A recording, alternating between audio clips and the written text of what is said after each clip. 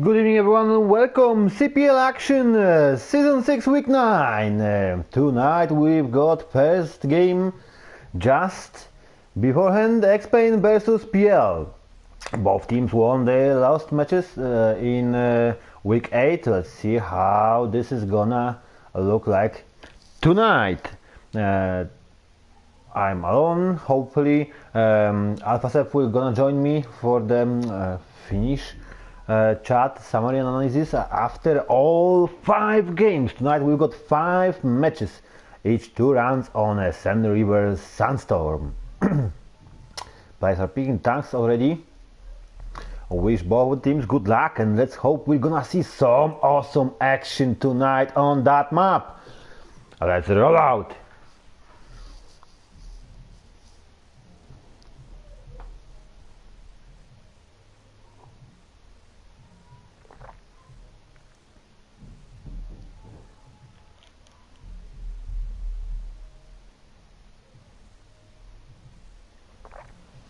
And we are in Sand River Sandstorm. X-Pain and Amio, HWK12, Alvaro Iza, WZ132, Drinford, IS3, Babika, T42, Sharon Fire, Carnarvon, PL, Panzernisy, Budnegacie Defender, Artek, T32, Sosik, Emil 1, Zbyt Mocny, 50TP Prototype, and Avid PL Nomad. This is gonna be absolutely intensive battle because the tanks do not have whoa! Mistake by Hamio. I managed to catch that in the last second. They do not have much visibility here. The visibility is really limited because of the sandstorm. So the heavy tanks are pretty much blind here. And the time is ticking. PL must push really hard into the enemy lines. So she gonna lead with Emil, heavy tanks behind him. Nomad stayed at the very end. No, that's not exactly the perfect idea to pick up so many heavy tanks because there is quite a way to get to the base, which is on B3 after the newest update, which is important because the spawn places for tanks and the maps changed a bit in current update 4.10 for a better balance. So the attacking team here has a bit easier as well as the defending because they are closer to each other. And now first tank spotted and shots fired. Emil got some damage. All tanks from PL has been spotted, and that's what I've said. They are blind while light tanks not, and they can just freely punish enemies. PL caught in a crossfire from every single side, but X-Pain doesn't make much damage. They're missing a lot of the shots. We're gonna see some serious stuff here while light tanks. Oh, Alvaro Iza has been spotted for a moment. While light tanks are gonna try and attack enemies from behind. Nomad got also Nomad on fire. Down one tank from the attacking team. Panzernisy has been already sorted. No more autoloader in the team. Nomad autoloader. There's only Emil there, and he has been spotted as well and doesn't have much HP. So I believe those 2 light tanks are gonna sort him with the covering fire from heavy tanks. But the Mocny is here close to Drinford. They're trying to push. Yeah, nice shots, but the trade-off wasn't good for Mocny. He got much more damage than Drinford on IS3. Oh, Mocny nearly finished. Oh, lucky ricochet on the last one. 200 HP left. Sosik is still fighting behind. Oh, Sosik nearly done, 160 HP, and he's been done. They managed to punish one of the light tanks, but it's not enough. PL in a very difficult situation. They are blind. No light tanks, no mediums. They are blind. They can't see from which side they are getting punished, from which side the enemy tanks are, from which side they are attacking, shooting. They can't even get back the fire as soon as they are spotted. light tanks can punish them, heavy tanks can shoot, and like you see, they cannot be spotted because of the visibility. It seems like Panzernissen didn't take that into the account and took the very risky decision to bet on the heavy tanks, and that was a massive mistake. X-Pen punished them really much, using them light tanks, spotting tanks, and outstanding focus fire. Brudne finished. No points for PL, and I think it's not gonna change. This is gonna be a perfect defense. Oh, what the mistake by Drinford. But attack on the focus. Drinford gets some damage on the tracks. And done. No points for PL, and not much damage. Only tiny bit damage on both of the, on one of the light tanks and one heavy tank, and that's it. That wasn't a good idea to pick up heavy tanks on that map with the sandstorm in. But let's check how they will prevail on the defending team. How if we switch them, maybe they got some kind of better tactics prepared for defending, because that attack didn't went well, and PL got smashed after a great win last week. Now they've got smashed by X-Pen.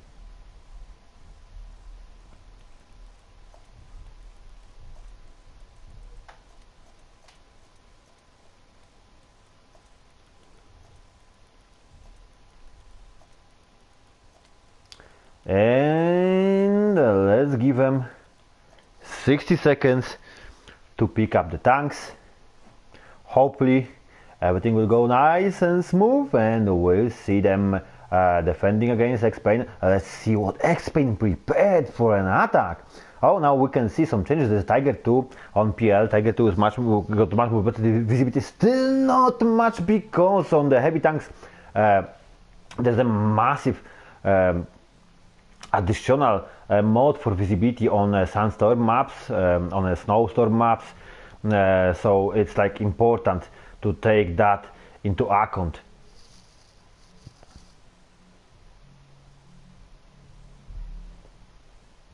We can see first tanks picked. X-Pen getting much more better down there. X-Pen decided now to drop the two light tanks. They dropped all the light tanks. They pick up heavy tanks and medium for attack. That's interesting. While Panzernissen decided to pick up one light tank and 4 heavy tanks. Let's see how this is gonna work for them. That's quite a big changes between attack and defense. Interesting how they are going to push the attack with 1 medium and 4 heavies, when they already seen that 5 heavies were definitely not enough to do anything against light tanks. If Zbytmocny in PL, in Bulldog, will be able to outspot the enemies, this may be a difficult situation for X-Pen. Oh, top they got medium tank, but let's check the rosters. Zbytmocny, M41 Bulldog, Brudne Defender, Artek 50 Prototype Sosik, Tiger 2, Avid, Nomad. That's the PL roster. For the defense and X-Pen on attack, Alvaro Luisa, Primo Victoria, Dinfort IS3, Babika, T32, Sharon Fire, Carnarvon, and Hamio, AMX, and 50 100. This is definitely gonna be interesting.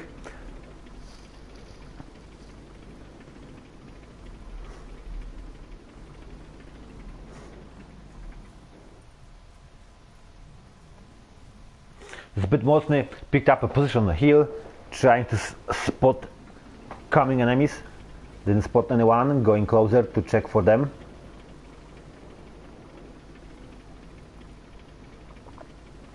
And that was a risky move. He could flip. Oh, and he managed to spot Primo Victoria. He's moving away.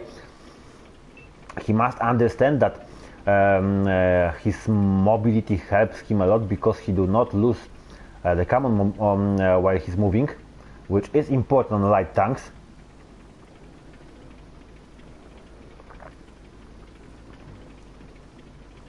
Oh, what a mistake. Mocny spotted by Alvaro Ruiza, but Alvaro Ruiza got some damage from defending tanks already.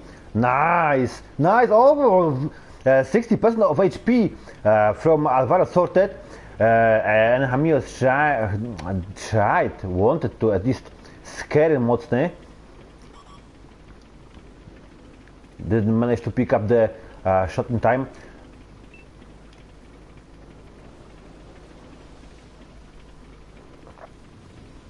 This is unfortunate because we cannot see what kind of equipment Mocny's got, and that's it. Light tank spotting, and MX-5100, 162 HP. Oh, mistake by Mocny, massive bad mistake by Mocny. Oh, I can't believe what he's just done. He finished 5100, but he managed. He allowed the enemy team to spot him and gave them a massive advantage now. And there is a trade-off now. Mistake. Mocny is definitely not a perfect light tank player, or his setup was wrong. Defender got his Budnegachin defender got his cannon damaged, but he used the repair kit to fix it.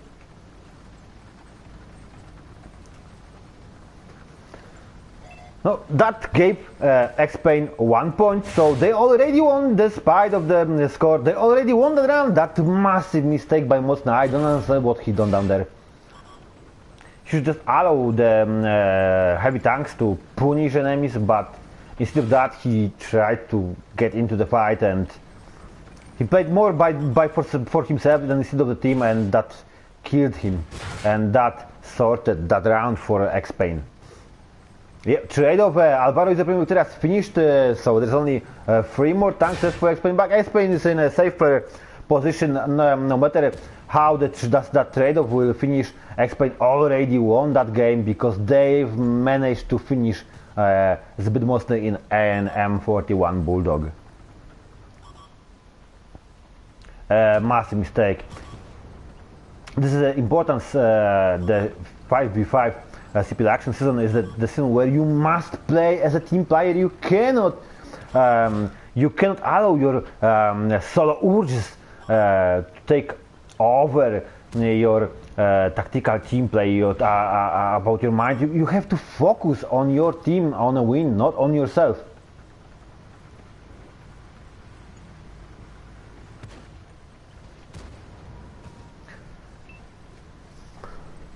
I highly doubt that X-Pain will manage to get any more kills. They try at least, but I highly doubt that.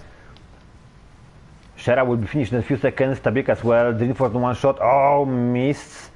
Budnegachin missed. Drinford missed. A lot of the misses. Nice ricochet by Barbika. Shera is trying to finish. Oh, what a mistake by Shera. Finished already.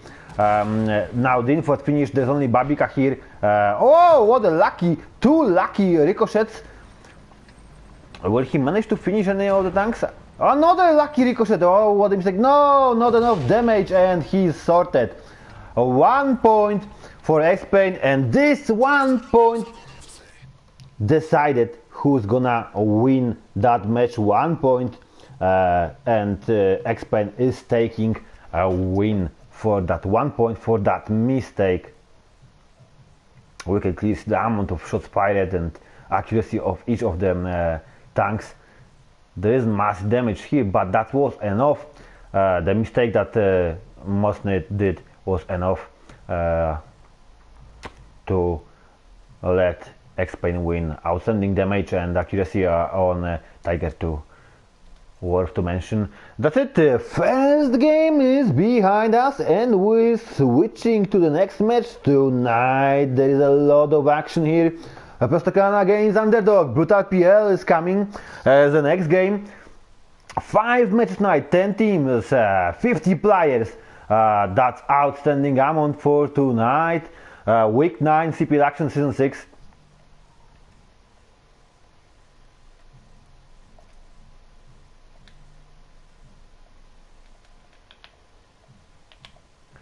We'll set up quickly the room.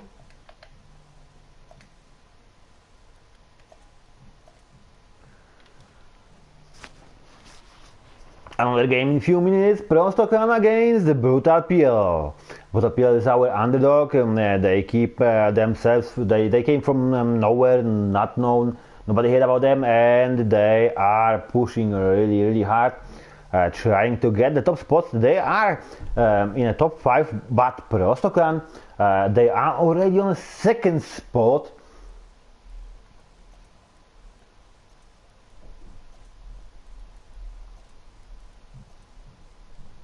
Blue already in the room. We're waiting everyone in the room, but they still got a couple minutes. We're not gonna push them. They got their time. We sorted out that we will be sure about how this is gonna work, how this is gonna be benefiting, how this benefit the teams and the players.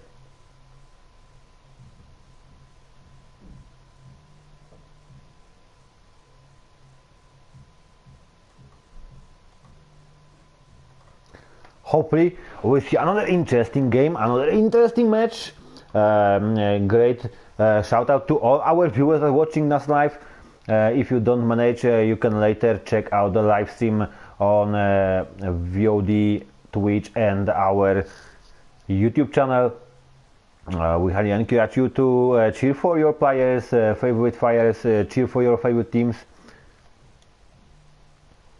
and join the action. This is definitely something interesting, and there is the first time that we are in the season playing on the map that has difficult weather. So this is the weather that affects the visibility of the tanks, and we already seen how much important are light tanks.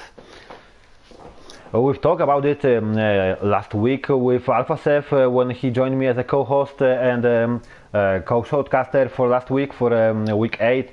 We had a chat about this week about that map, about importance of light tanks on visibility differences and issues and modificators. And now we can see who did the homework. Clearly explained the homework at the very beginning. I absolutely don't understand why they decided to drop the light tanks while they were attacking. They barely managed to win only because Mosne did massive mistake and pushed. I don't understand that. I really don't understand what happened up there. They had a massive advantage and they've lost it. 1 point, but so important. 1 kill, 1 tank, but so important for the game, and decided about the outcome. It's like there are sometimes those, you know, fantasies about the hero. I will charge, I will do something crazy. Yep, it may work, but in that case it didn't work. And those, I really understand. We clearly seen that even that push from that in that M41 Bulldog was wrong, because he shot and didn't do damage to the heavy tank instead of finishing at the very beginning the autoloader. So I clearly don't understand what happened, why he decided to do that kind of push. He finished autoloader, but it was too late. He managed to finish him and got destroyed while doing that because of this massive mistake. It was absolutely unnecessary. But Prostoklan, they are on the second place. If they win that game, they will move to the top and may keep up that position if the leader loses tonight or tie. But if they win, they will keep up their position on the second place.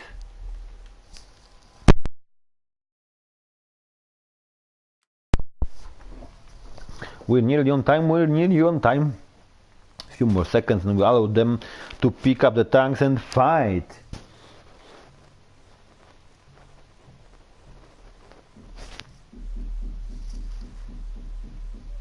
Hopefully we'll see some outstanding action for a whole night, whole 4 more matches. We see some good play, some fun play, and we see how important light tanks in the game are. That's it. 60 seconds, guys. Go, go, go. Pick up the tanks and let's roll out. Again, heavy tanks from starting the moments. A pick defender, random bot 50 people type. 53 TP, T2 object, 2 light tanks on Team Brutal. This is gonna be interesting. While Prostokan still picking up the tanks, time is ticking. Oh, they got one tank. That's a CDC Black. That's a good choice from my point of view. Time is ticking. Will they manage to pick up the last tank in time? They managed. Let's see how this is gonna work for the teams. Definitely not the armor is most important here. Accuracy, rate of fire and visibility are much more important on that map than the armor of the tank. We already managed to see how bad it finished when the team decided to go on blind only on heavies. Let's see the rosters. Prostokan, Monster, HWK12, Trainer Carter, CDC Black, Moments Defender, Chirurg, T32, Random Bot, 50TB Prototype, while Brutal, PL, Wierchy, LTTB, Fabian, Batcha 12T, Wisełka, Object 252U, Cinsul, T32 and Jigit 53TP.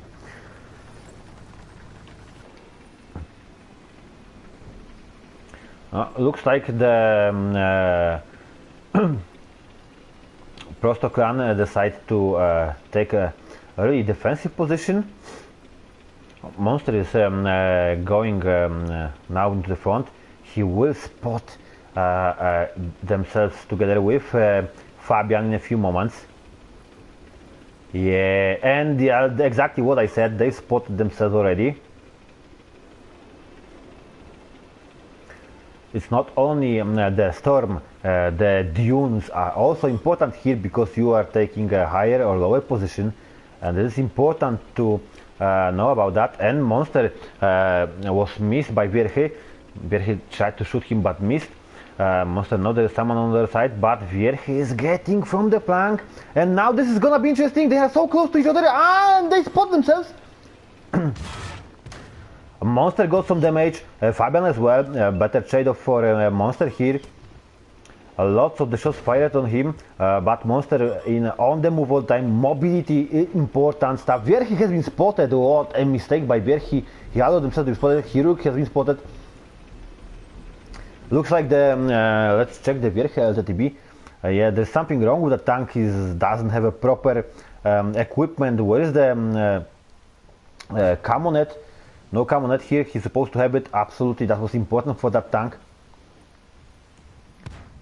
He's trying to shoot a bit, but Trainer Carter in CDC Black and HWK are quickly going after him. They're gonna definitely lose Wierchy because he's too slow. Jigit in the meantime got some serious damage, Fabian as well.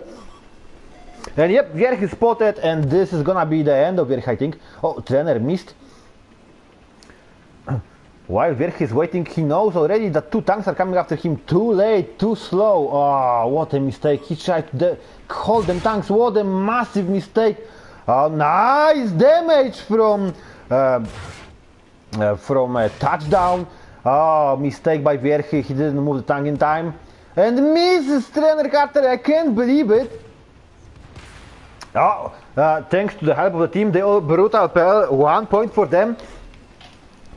The Trainer Carter is moving, and another mistake by Wierchy, and Wierchy finished! No, I can't believe it. Wierchy, many mistakes in that game. Well, let's see if Fabian Batchat, with sequential on reload, may do something while the heavy tanks are getting punished really bad by Prostokan. I don't know what's going on out there, but looks like oh, mistake by Fabian here as well.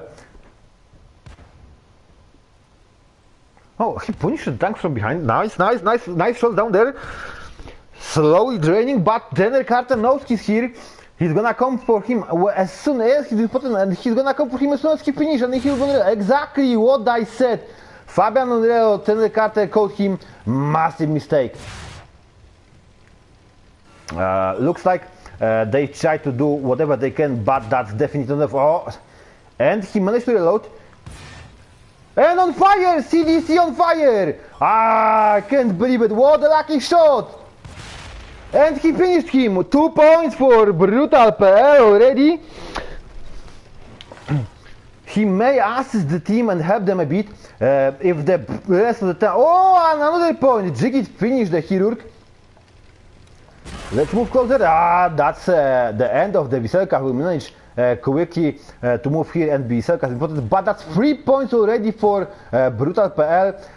Cinsul and Jiggy nearly finished. Cinsul on one shot. Lucky took damage on his tracks. Trying to do as much damage. One more point. Will he be able to have one more point? Mistake by Fabian. Another mistake by Fabian. No, lots of missed shots, and that's it. That's not enough damage.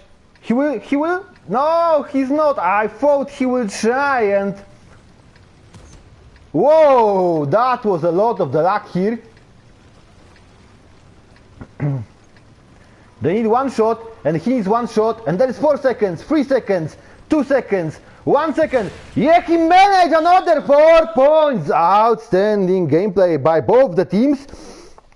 But definitely, if not the mistake by Wierchy, quite a few mistakes by Wierchy, they would outstand Prostokran on that map really well. Still, they've managed to acquire 4 points. Great game here, lots of damage here, and risky play mistake, which helped with the lucky shot on CDC. CDC went on fire. That get a lot of the damage on him and allowed Bacha to finish CDC.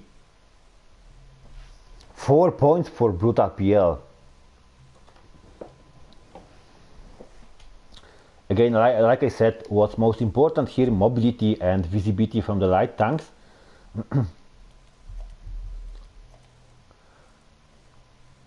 Let's switch them sides.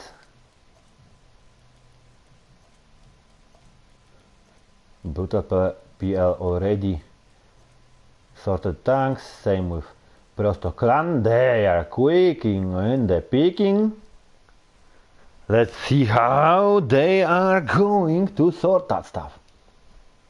Now, Prostokran must capture the flag or defeat every single enemy tank, because if they want to win, if they want to keep up to the leaders, to not allow them to make a distance between the first place and their place bigger, they must destroy all 5 Brutal tanks.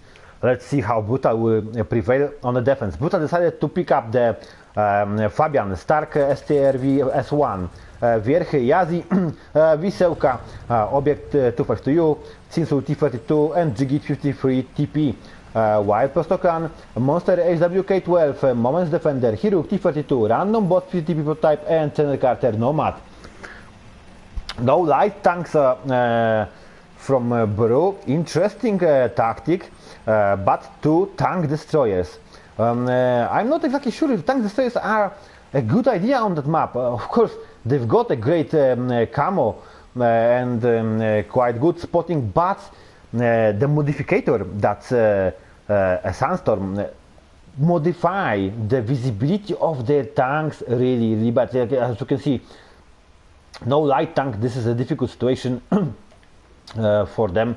I believe the Prostokran is on advantage now because they've got HWK12. Already 6 seconds passed. Prostokran is trying to push. I don't think it's. I'm not sure if it's a great idea to try to go for that middle low area of the map, because we already know that Bru doesn't have any light tanks, so you won't be outspotted here. Definitely, you won't be outspotted here. Oh, like I said, HWK spotting the heavy tank.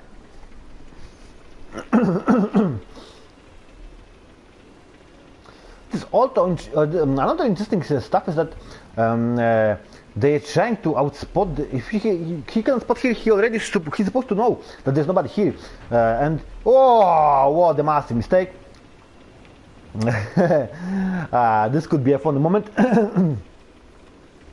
he's supposed to just go to the very top of the map to the north, and yeah, exactly what I'm saying, and just start to shooting down the tanks from the very top here. Yeah, that's exactly what I was talking about. That's supposed to be done much more quicker, but let's see how this is gonna end up. We already see Jigit has been punished. Yeah, the heavy tanks are doing damage on them on a Jigit. Well played. Biselka went in the front to look for the enemy tanks. Like I said, they are outspotted. No light tank here is a massive mistake. We already seen that, and this is the mistake that has been done by Brutal on defense. Monster in a perfect position, high ground, can be outspotted, just shooting, getting damage, shooting, getting damage. But let's quickly move here, where Chirurg is in the first line. There's Vier here, there's Fabian. Like I said, there's a massive damage here from those tank destroyers, but this is definitely not gonna be enough because they are getting punished by the light tank from far away. That's it, since we're done, 2 points already for Prostokan, and not much damage taken. Here we got some damage on him, but that's not enough. They still got all 5 tanks firing, all 5 cannons shooting difficult station for looks like 1 minute 25 seconds and only 2 tanks left. This is definitely the round for Prostokan. Like I said, no light tank, and they still 4 points for Prostokan. Outstanding. Looks like the massive mistake that Blue decided to do, not picking up the light tank. I don't understand why they were scared.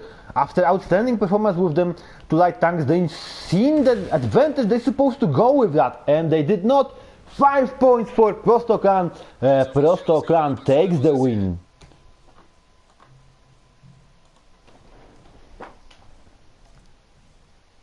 No tanks lost on attack, not at all. And like I said, no light tanks here. That was a massive mistake, and that massive mistakes cost them lost. Well played, outstanding performance in the first, great tactics and pick of the tanks for the attack. Really bad choice of the tanks on the defense, and this is how it finished.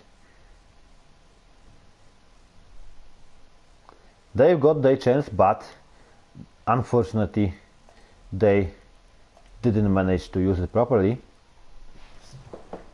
But let's switch for the next game. We'll update the scores on the fly, and we move to the third game tonight. That's the last game on a EU server, knock-up against 1DP.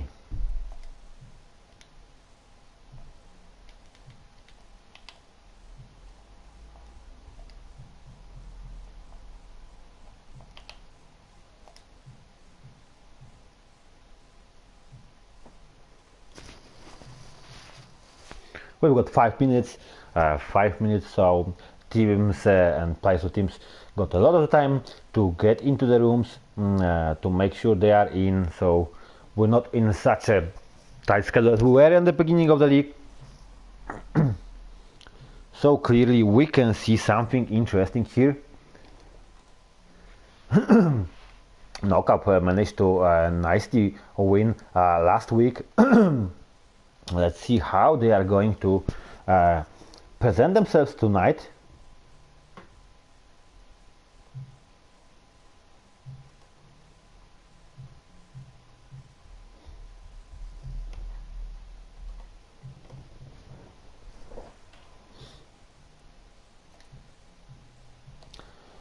Pirkowski, a new player in 1DP that joined this week.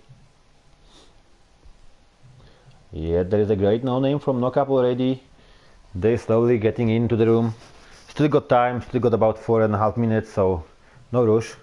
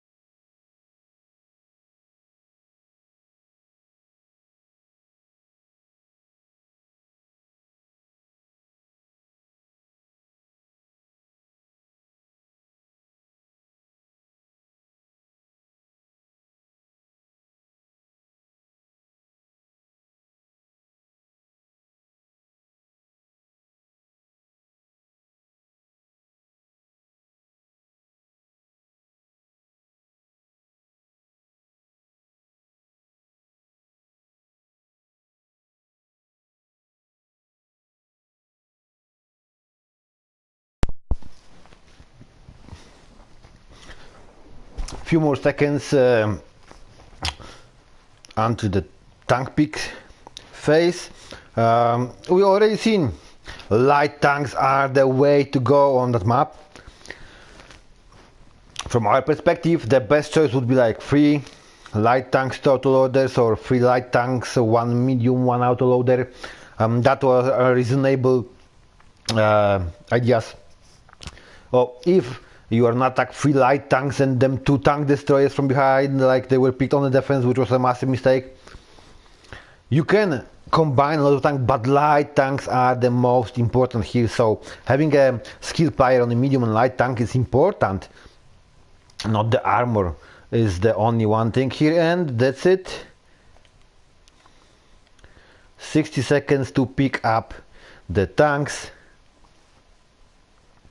3 heavies already knock up. And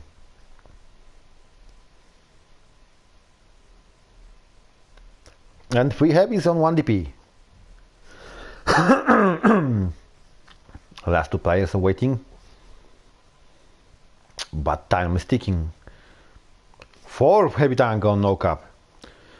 Wow, 5 heavy tanks for knock up. This is a massive mistake. 4 heavies and 1 light tank on 1 DP. I'm gonna say that this is a massive advantage. I've got no idea what Knockup is trying to play here. I'm not sure if they practice that. The wise idea when you're playing a new map is to scream on it, to check different tactics, not one and hope that it will work, because you don't know what kind of tanks the enemy is gonna pick.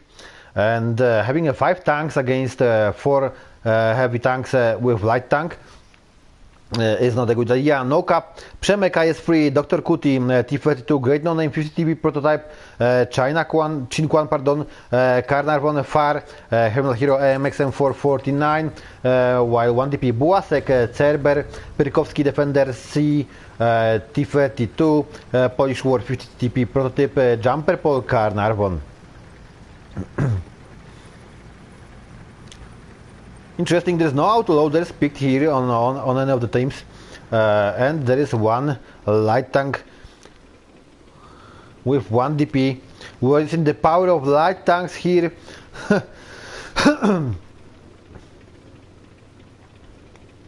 And I think Knockup is in a really difficult situation. As soon as they will be spotted, they will get a lot of damage from an enemy team.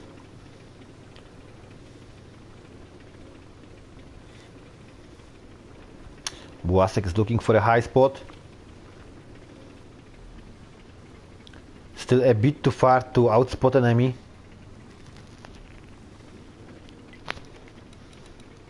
I believe I thought Far is destroying the buildings, but he's just looking for a better position to spot from that side. Spotting with a heavy tank, especially on that map, is not a good idea. That's interesting. Well, Buasek decided to take a high spot and hope that heavy enemy tanks will be spotted by the team heavy tanks. I'm not exactly sure if this is the perfect decision. 90 seconds already passed, there's only 3.5 minutes left. And 1DP slowly getting closer and closer, not close enough.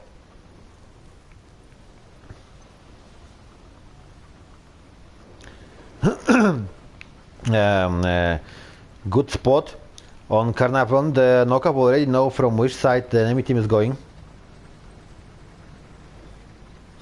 They can prepare, but still they do not see the light tank, and they had not been spotted by the light tank. Oh, of course they've moved to the heavy tanks, and they've opened their backs to the Cerber, so Buasek may have a good position here to punish them from behind. Let's see how this is gonna work, because it's difficult for them heavy tanks. Someone's gotta get out and spot their enemies and get a lot of fire on themselves. That's not exactly the perfect situation here. Now Buasek decided to get closer. He realized there is not a good place for him, and shots fired, lots of them missed. Massive focus on CE, which went for a spot. Yep, and that's it. CE has been finished. he went for a spot instead of Błaszek. Massive mistake by Błaszek.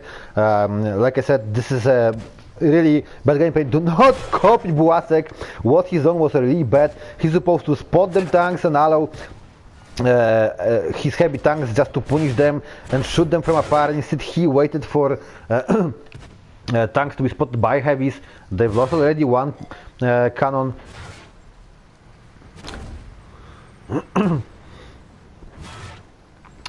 That's not a great trade-off here.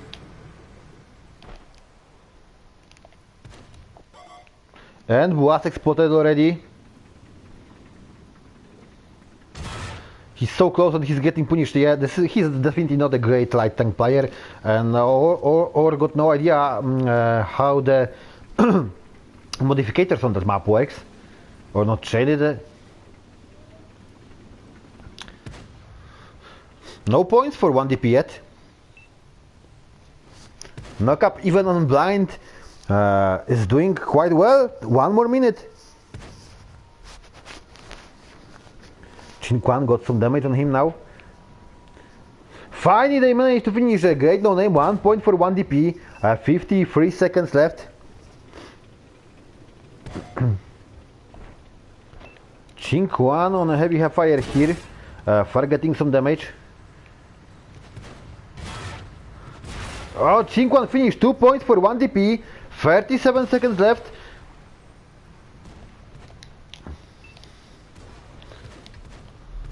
Massive trade-off. Far managed to survive. Finished 3 points for 1DP now.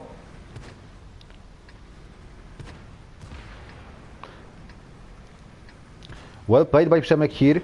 Kuti in difficult situation. They're gonna get him. They're definitely gonna get him. Yep. 30 seconds left. Oh wow! He managed to finish a jumper pole. He needs to hide. He needs to hide. Perikowski on 3 points only. Perikowski armor rack damaged. And that's it. 3 points only for 1DP. That's interesting what happened down there.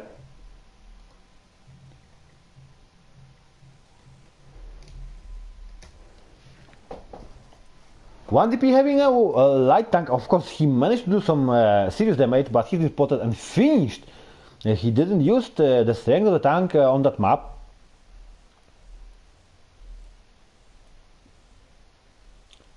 And Knockup playing on blind without any light tanks managed to prevail and keep up the free tanks, but it's only because of a really bad gameplay here in the server.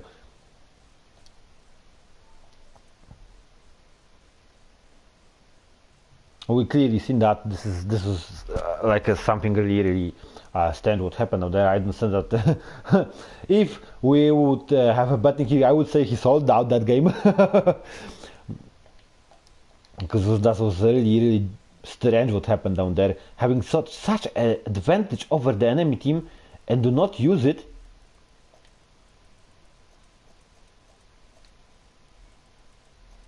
But we're gonna switch the sides and see what is Knockup trying to achieve now. 1DP managed to Black Devils of 1st Panzer Division, that's how the 1DP full team name. They've managed to get 3 points with a massive advantage, while Knockup was in a massive disadvantage, being completely blind, managed to prevail quite a long time. But now they're gonna attack, and let's see what kind of tanks they decide to pick up on attacks. I can't believe it! And Błaszek again on server. Maybe he's going to try to rehabilitate himself after the last match, the last round, and this is it.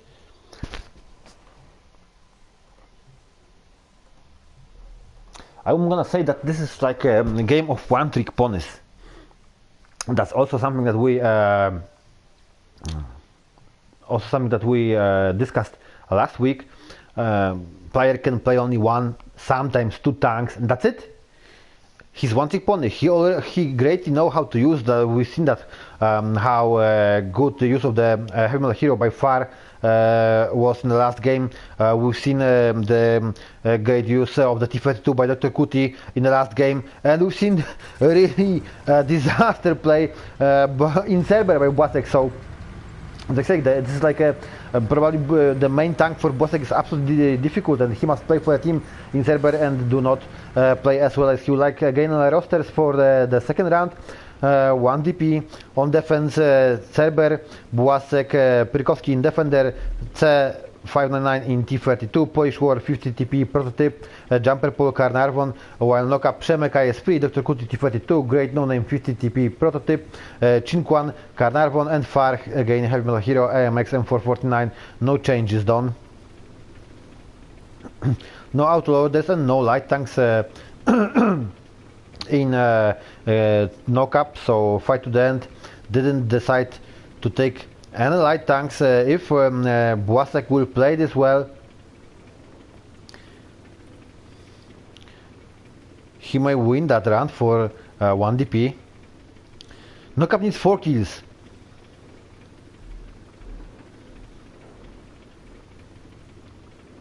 Four kills if they want to win that game.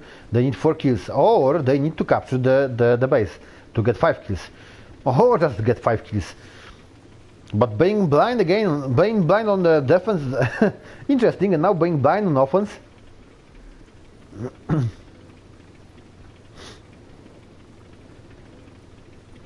Now we can clearly see a strange kind of, and yep, strange kind of playing by Błasek here.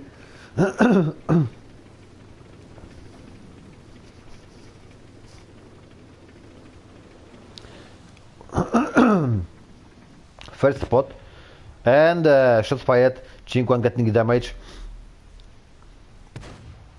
Less armored tanks from all, Carnarvon getting damage from both sides now.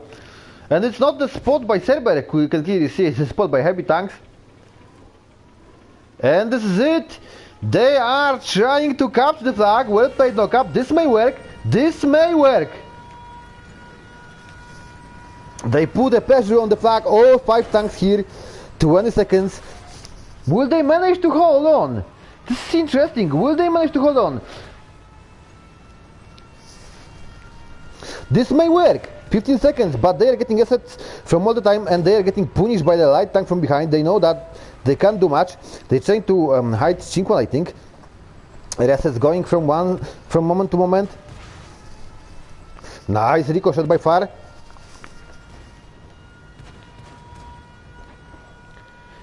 6, 8, 7, 9. They are getting well. They are not sure which tank to reset. 10. Oh, they managed. 9. They've decided to push. Oh, that was a risky decision. It was so close, but it won't work. They put everything on the one card and it didn't work. Definitely no. That was a mistake. The plan was good, but the execution not too perfect. On the other hand, they couldn't do much more because of that Cerber from behind. But they managed to grab a 1 point in the last attempt. Great. Still on the battlefield. Lots of bounce shots.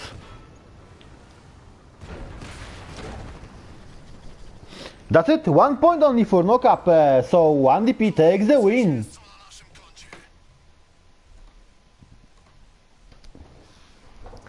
The idea was really good on that map, but being blind, not much damage here. Being blind didn't help the team at all. Yep, Cerber from behind, but we can see Polish War here in the front, nice damage. So, yep, this game goes for 1 DP, 3-1 over Knockup. And now we're gonna switch the servers. We're moving to first NA game tonight.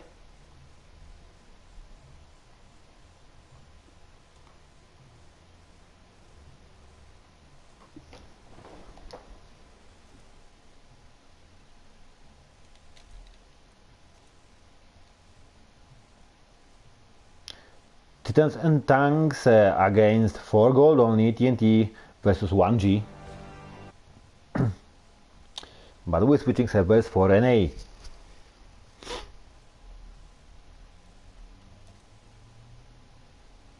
One G and TNT, both teams were registered as NA teams. One just got a really good players with a great experience, with a good stats. Unfortunately, they're not playing much with each other, so they clearly do not show us any reasonable team play here, and they are not doing well in a league.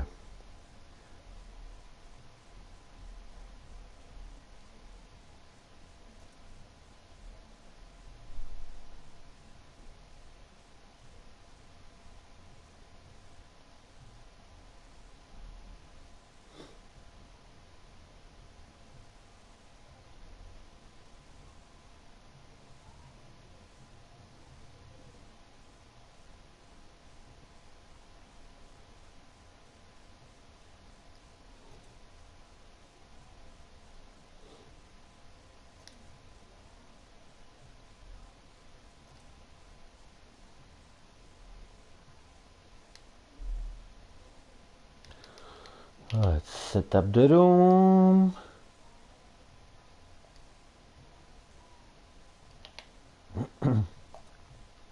And still we've got room ready for TNT and 1G, and we got about 4 minutes break before the match starts.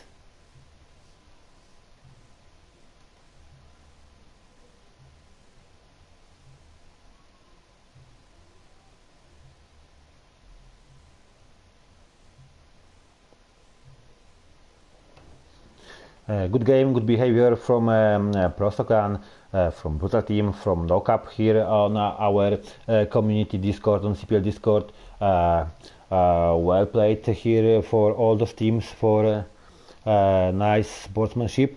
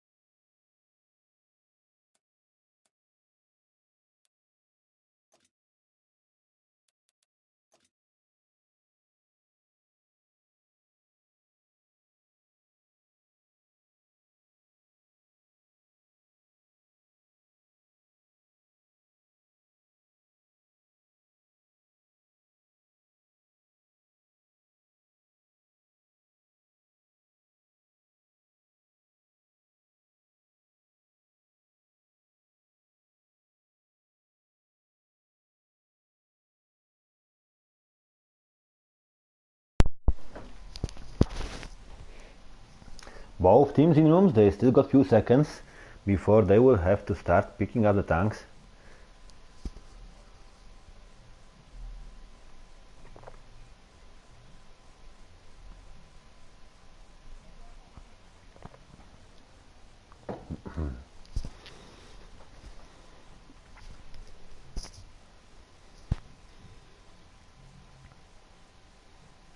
I'm really curious how 1G is gonna play this time, how they're going to play on that map.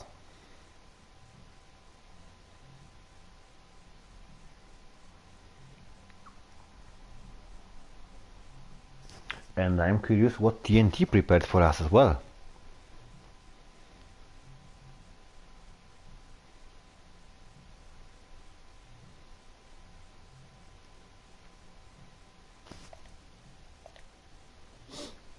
"60 seconds to pick up the tanks."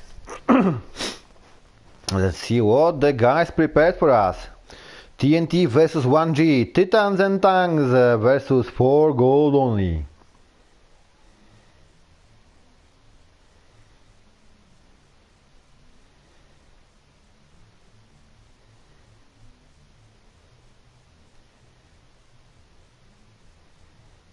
One medium, one light and 3 heavies on the TNT side.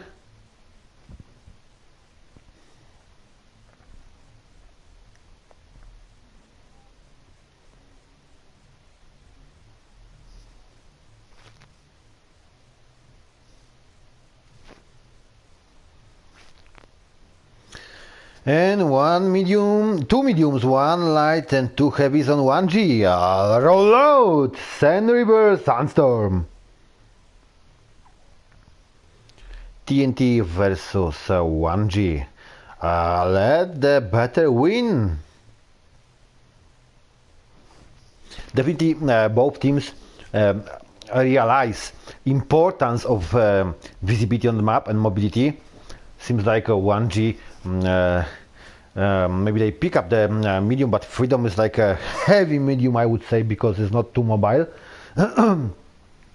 Still, in that case, on that map, it may be a really wise choice. So let's see the rosters.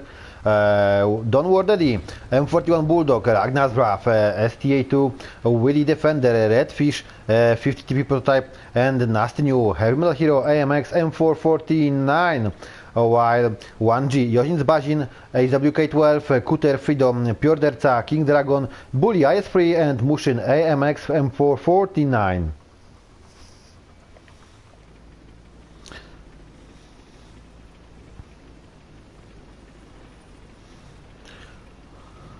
Ordered on mobile, yeah, well played. They're a first team that understand, I think, maybe a bit at least, how important it is to get into the building. Is he trying? No, he's not. Yeah, a bit maybe. Let's check what is Willy doing. Now the TNT decided to go really far into the front. I'm gonna switch to Yoshin quickly. He's in a better position. Yes, and spotted defender, spotted Nasnew. He has been spotted by himself. Oh, and got damage from Wardaddy. Wardaddy managed to get himself into a position in the last second.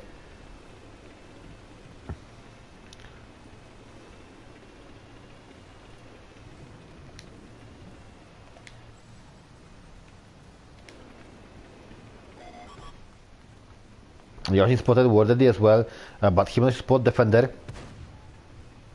Missed shot. He took the chance while he's trying. While Wardaddy in Bulldog is trying to get some shots on Pure Derca in King Dragon. So far it doesn't work. Wardaddy got a lot of damage on himself.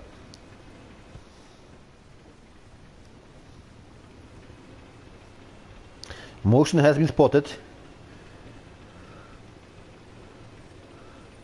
There's a Kuter in Freedom going here as well. And a lot of the trade of Wardaddy nearly finished.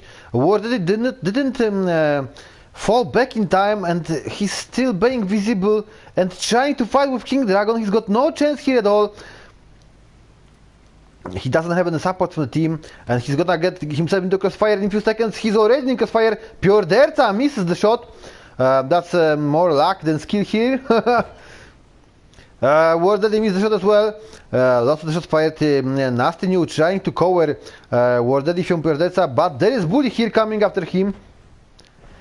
Yeah, that's it! Wardaddy finished. Bully got some damage, but he managed to hurt him, so 1 point for 1G already. 1G is leading that game clearly, and they've got a light tank, which TNT already do not have because of mistakes from Wardaddy here.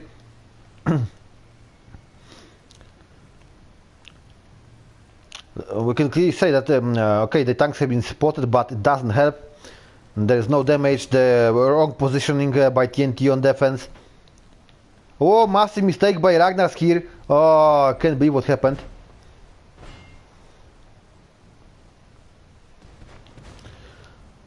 Nasty New when the Deathfish trying to focus Bully, while Ragnars is trying to get some damage on Mushin, doesn't work, and he's nearly finished. He tried to attack Kuter, and that went on track. Ragnar sorted, that's 2 points already for 1G. 1G in a great condition here. Massive advantage. They are in shape tonight. They are doing really well. They lead that game really good. Well played here by 1G. Good focus fire, lack of focus fire from TNT here.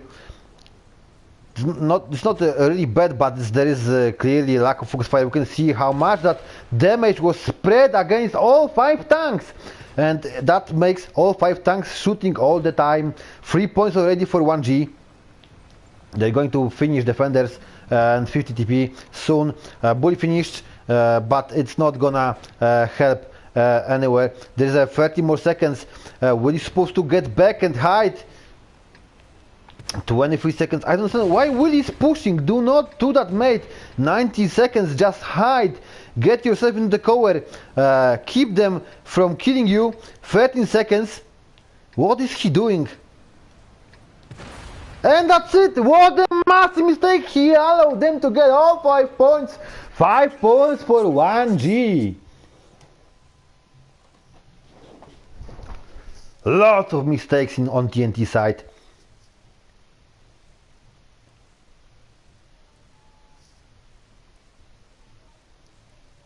Outstanding play by King Dragon here in Pioderza. 3.5k damage, over 3.5k damage. Well played medium tank here. We can see Willie did what he could, but the last seconds were a massive mistake. And gave the 3 point for 1G. Instead of just moving out to get himself in a safe spot to survive, he pushed and just got wrecked with that amount of HP he got. 5 points for 1G. We can clearly say that TNT is in difficult station. If they want to win, if they want to tie that game, they must capture the base or destroy all 1G tanks.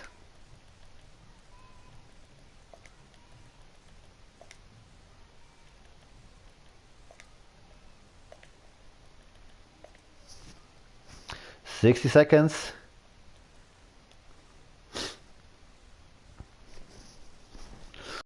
The setup that worked for 1G, we can see is kept, but we can see some interesting changes on TNT. TNT realized what a massive mistake they done. WZ132 Redfish, Nasty New is gonna play Ariete P46. We can see Bulldog and we can see LT432 on TNT. TNT is going mad. They won that 5 kills.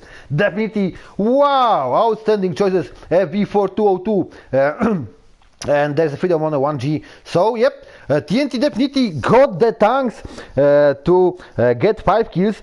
That's the question, if the players know what they are doing, the tanks. There's lots of tanks we're gonna see first time in that season, and they are a good choices. They are absolutely perfect picks for that map. The question is if TNT will be able to use them absolutely in a proper manner. Let's check the rosters. 1G without the changes. Yosin Zbazin, HWK12, Kuter, Freedom, Piotr King Dragon, Buria is free, and Mushin AMX M449. While TNT completely red on, we can see LT 432 Willy, the Wardaddy again in M41 Bulldog, Redfish WZ132, Nasnu Ariete P46, and Ragnar Rav in FV4202.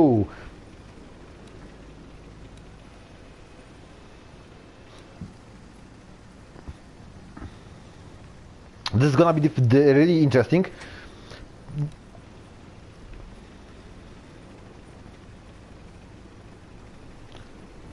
Three light tanks and two mediums against one light tank, two mediums and two heavy tanks. TNT's got advantage with the proper picks, the better picks than 1G got already. But it may not be enough. It may not be enough. Redfish spotted, Yosin spotted.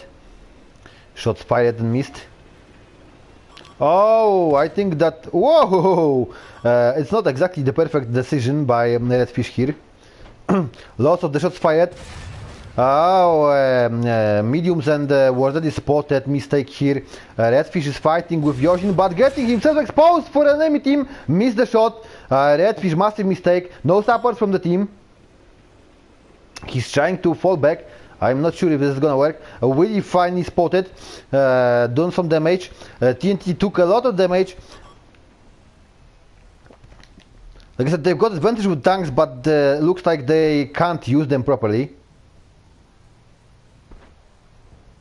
Oh, massive mistake. Why they focus Bully instead of getting falling behind? They're supposed to get back. They're supposed to use the advantage of the terrain and the sandstorm. Well picked tanks, absolutely great pick of the tanks. Execution, terrible execution here.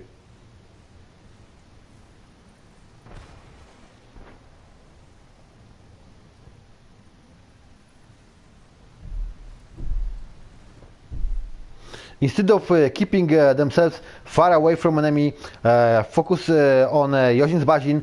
They've spread the damage on everything. I've got no idea what they plan to do that here. A massive mistake by TNT. They had absolutely outstanding choice of the tanks. They could clearly outrule enemy. They should just get into the Yosin and then slowly pick every single tank, shot by shot, one by one. But they pushed way too close in those light tanks and stopped. Played them light tanks like they would be a heavies. You can't play a mobile light tank which has no armor like a heavy. You can stand in one place and hope that you're gonna win that. Already put a pressure on the flag, but that's not enough. Fairly, that's not enough.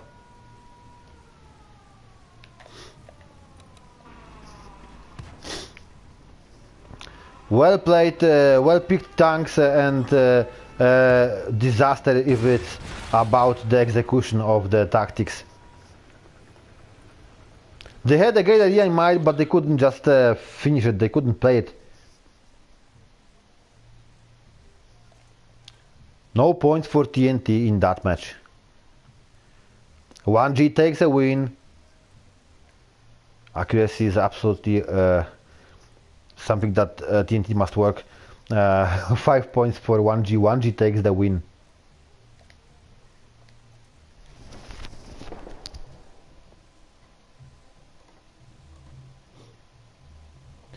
Last game tonight. And this is gonna be interesting as well. Last match tonight, Lone Enlightened NA team against Born to One Party BWP, which are the current Season 6 CPL leaders. They lead the league from quite some time already. They keep up strong, but they weren't in a perfect condition last week. Last week they've already lost, and I believe it shined a small light for Loni with the hope that they can win. But this is definitely a difficult game. to be played: Leoni versus BWP.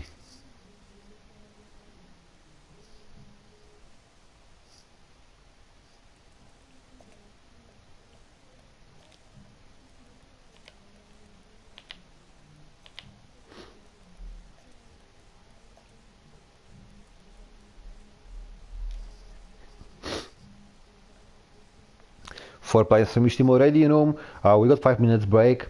We're gonna see BWP leading team, first place in the CPL currently after the first 8 weeks, and BWP is on attack. Leoni already all in the room, waiting for one more player from BWP, and we got 5 minutes before we're gonna start the final match tonight.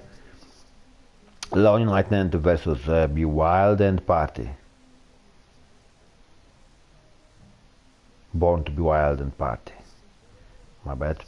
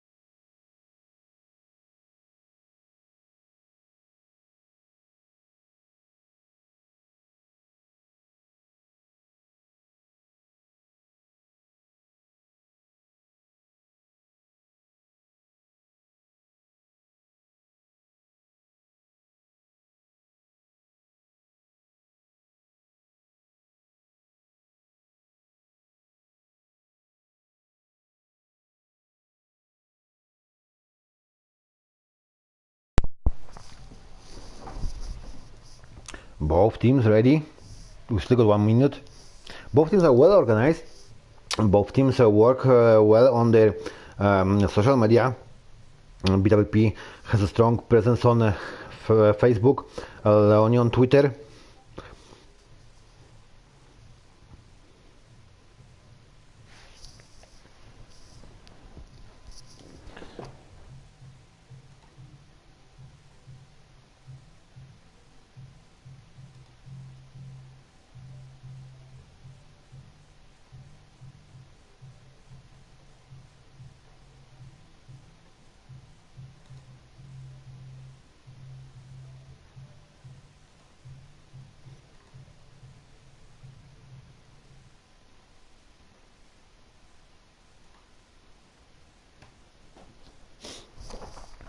We're nearly there.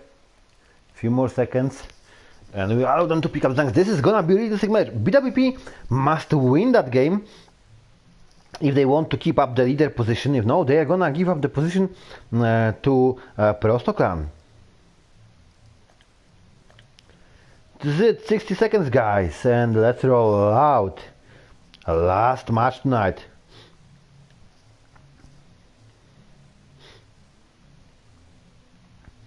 Now, risky tactics on defense, 2 light tanks and 1 medium already in Leonitanin.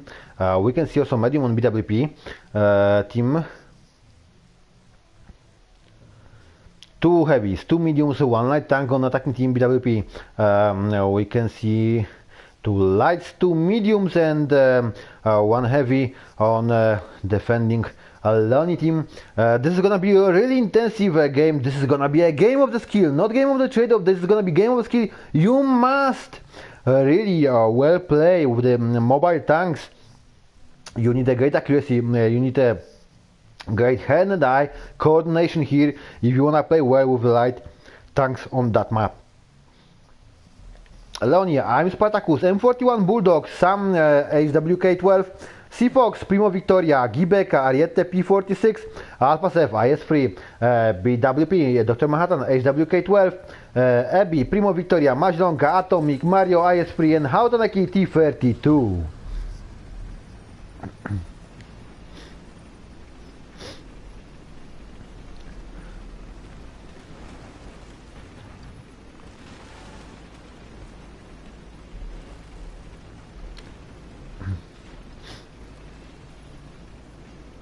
Yeah, and we can clearly see Leoni knows what they are doing. They need to take advantage of their mobile tanks. And they must focus Dr. Manhattan. They must get rid of Dr. Manhattan and fall back as soon as possible. But this is risky. They're gonna spot each other. Yes, they've done already. They spot each other and there was no shots fired yet. But they spotted 2 heavy tanks and 1 light. Oh, shots fired from BWP but missed. Sam took a risky decision. Mediums and heavy from Leoni are in a spot, and Hautanaki got some damage, so spots worked. Spartacus risky. Oh, bad. No, that was risky, but he shouldn't go out yet because he has been he's visible, so he takes a lot of the risk. Sam should do so much more here, and that is Sam do nice round. 4 tanks spotted. This is interesting how attacking team must play on a defense here.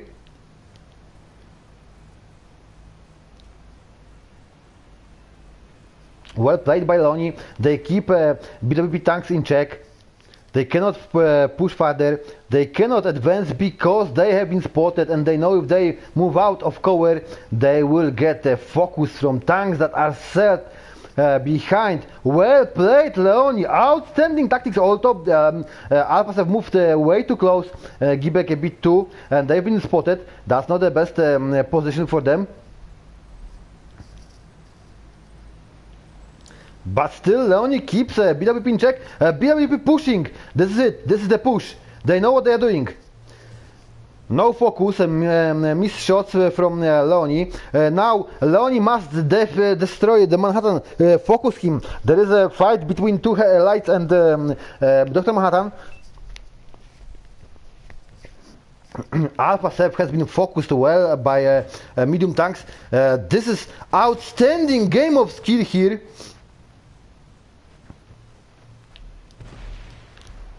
Oh, 1 point! No, this is Deloni on defense. Well played here. I want to say 1 point here, but no. That's it. Now 2 points. Gibek and Alpha finished. So 2 points for BWP2. Leoni did not regroup. That's a mistake by Leoni. They supposed to regroup after that kill, fall back and just shoot from afar, because BWP doesn't have a light tank anymore. Well shots fired, well placed shots by C-Fox here. Yep, one more shot and maybe he will be finished, but C-Fox in a difficult situation. Oh, bad shot. Is Sam gonna finish Abby? And that's it, C-Fox done. And Sam, what the hell that shot was? He's supposed to finish Abby. Now, this is what I'm talking about. He's supposed to use the advantage. He's got a light tank, keep himself far away from the enemies and just shot them one by one, not push them, shot them one by one from afar, because he cannot be outspotted here. I don't know why Leon did not regroup in time as soon as they finished. Oh, what a bad play! Mazielonka destroyed himself.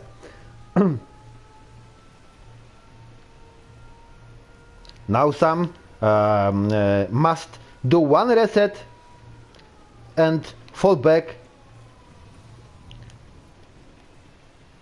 Like I said, he already outspotted them. Just take a position, take one shot, one reset, and that's it. One reset, you don't need much more. One reset is enough.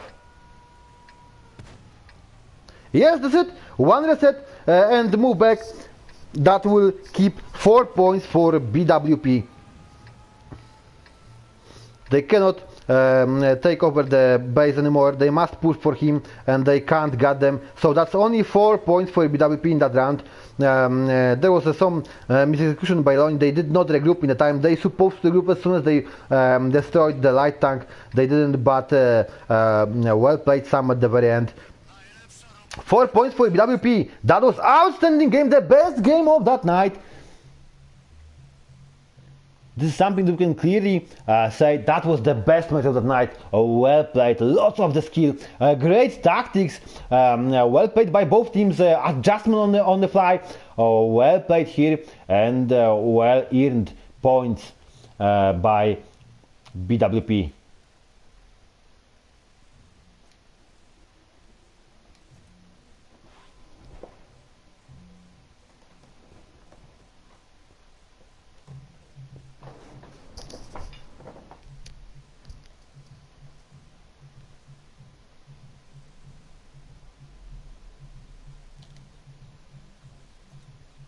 This is how you play 5v5.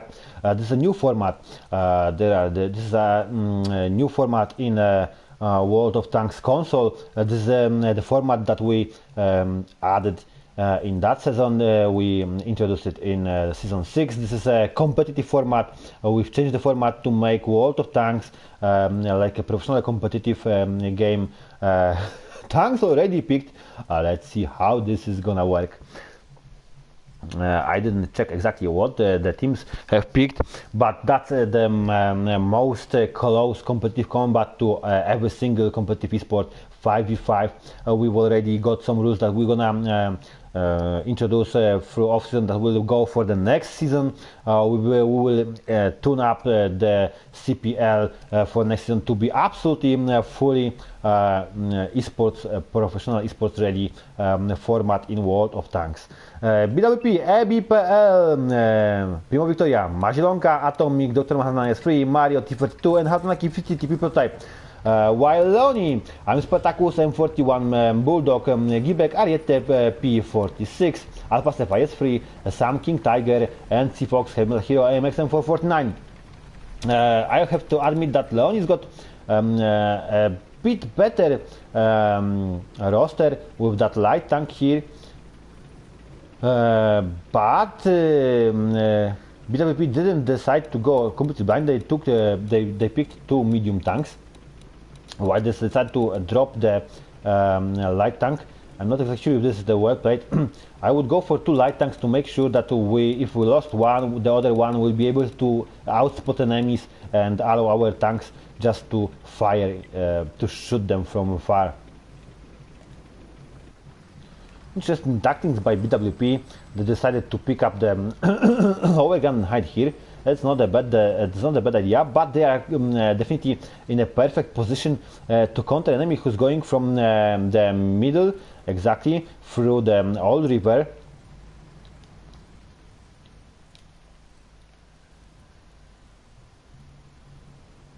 I really wonder what Leoni is trying to execute on that map. This is interesting. They've got a small advantage because they've got Bulldog. If I'm Spartacus is gonna play well in that Bulldog and outspot enemy and use it only to too close. Get yourself in the proper position, Spartacus. Get yourself clear out of the way. He did. He spotted the mediums. He already know where the mediums are. But like I said, he need to play it as a spotting time, not the damage, and do the damage from every single other tank. And well played, and great. Quick, there is an Ariete here in a proper position on a flank just to do the damage. Heavy tank spotted, and we can see a pressure on the flag. I'm not sure what is Spartacus doing here.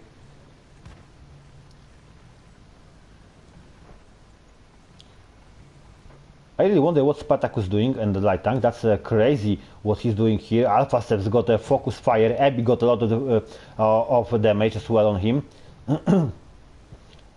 I seriously have got no idea what Spartacus doing here. Alpha's nearly finished, and that's it. Alpha has been done. While Gibek and Ariete came close to Primo Victoria, we can see medium fight here, 1v1. No, Primo Victoria is helping the rest heavy tanks to get Leoni from the flag, so they took off the pressure. But Abby 1-2 shots from being finished. Gibek got damage on him now. We can finally see Spartacus doing what he's supposed to do from the very beginning, get into proper position and just soak up the damage.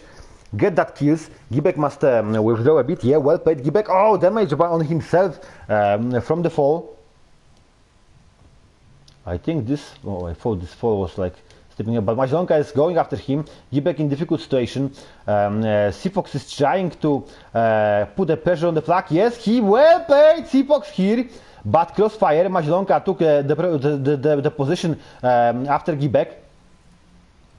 Sam is here. No points for Leoni yet. Lots of missed fire. I don't understand why Spartacus just pick up the position, stand in the place and shoot. Why are you moving and destroying your accuracy? I do not understand that. Focus on Gibek. Gibek tried to do his best. Sam is pushing here in the front, trying to Gibek sorted. What a mistake. Like I said, this is the bad decision, and Spartacus definitely shouldn't play in Bulldog. Wow. Well played, good idea, great tactics, well played pick tanks, but complete lack of focus fire, and really bad play from Spartacus here.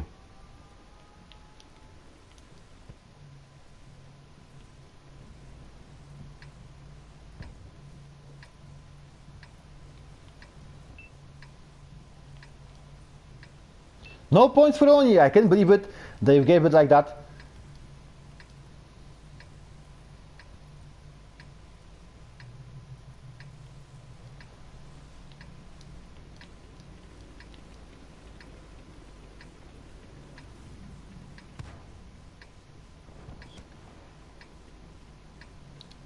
That's it. That's it. No points for Leoni. So BWP holds their leading place in a CPL after week 9. They got the win for Turnier. As we can clearly see, 22 shots fired, only 70 on target and only 7 penetrations. That's wow. Like only 30% of damage that's supposed to be done. really bad. And as we can clearly see, the assist, which this tank supposed to have in massive, it's only 131, so it's really bad. Sam in King Tiger went for assist here. This is not how you play the light tank, definitely no. No spots from BWP, so this is a really bad gameplay here. Unfortunately for Leonia and fortunately for BWP, BWP keeps up the place, and they are going to keep up the leaders. I'm going to invite Alpha to the chat, and hopefully we can get his point of view.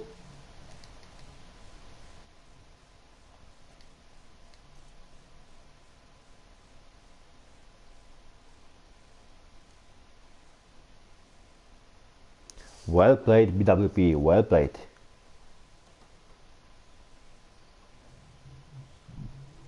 Good evening. Good evening, my mate. How are the feelings after the game? That was a very fun match. It is always fun to play a team that adjusts when we adjust and then adjusts to what we do to adjust to them. There were a lot of adjusting. Yeah, I have to admit, that was absolutely the best match for a whole night. We can see absolutely great tactics and well-played tactics, adjustments on the fly. The first round was outstanding for both teams, but on the second round we can clearly see there was a mistake in pick-up in your tanks. You decided to leave Spartacus in a Bulldog, and that was a not good decision. You will be able definitely to check the replay, to check the video, but from a point of view from the fly, you clearly lost because Spartacus did not do the job he's supposed to do, while BWP adjusted on the fly on what happened down there and punished you for that.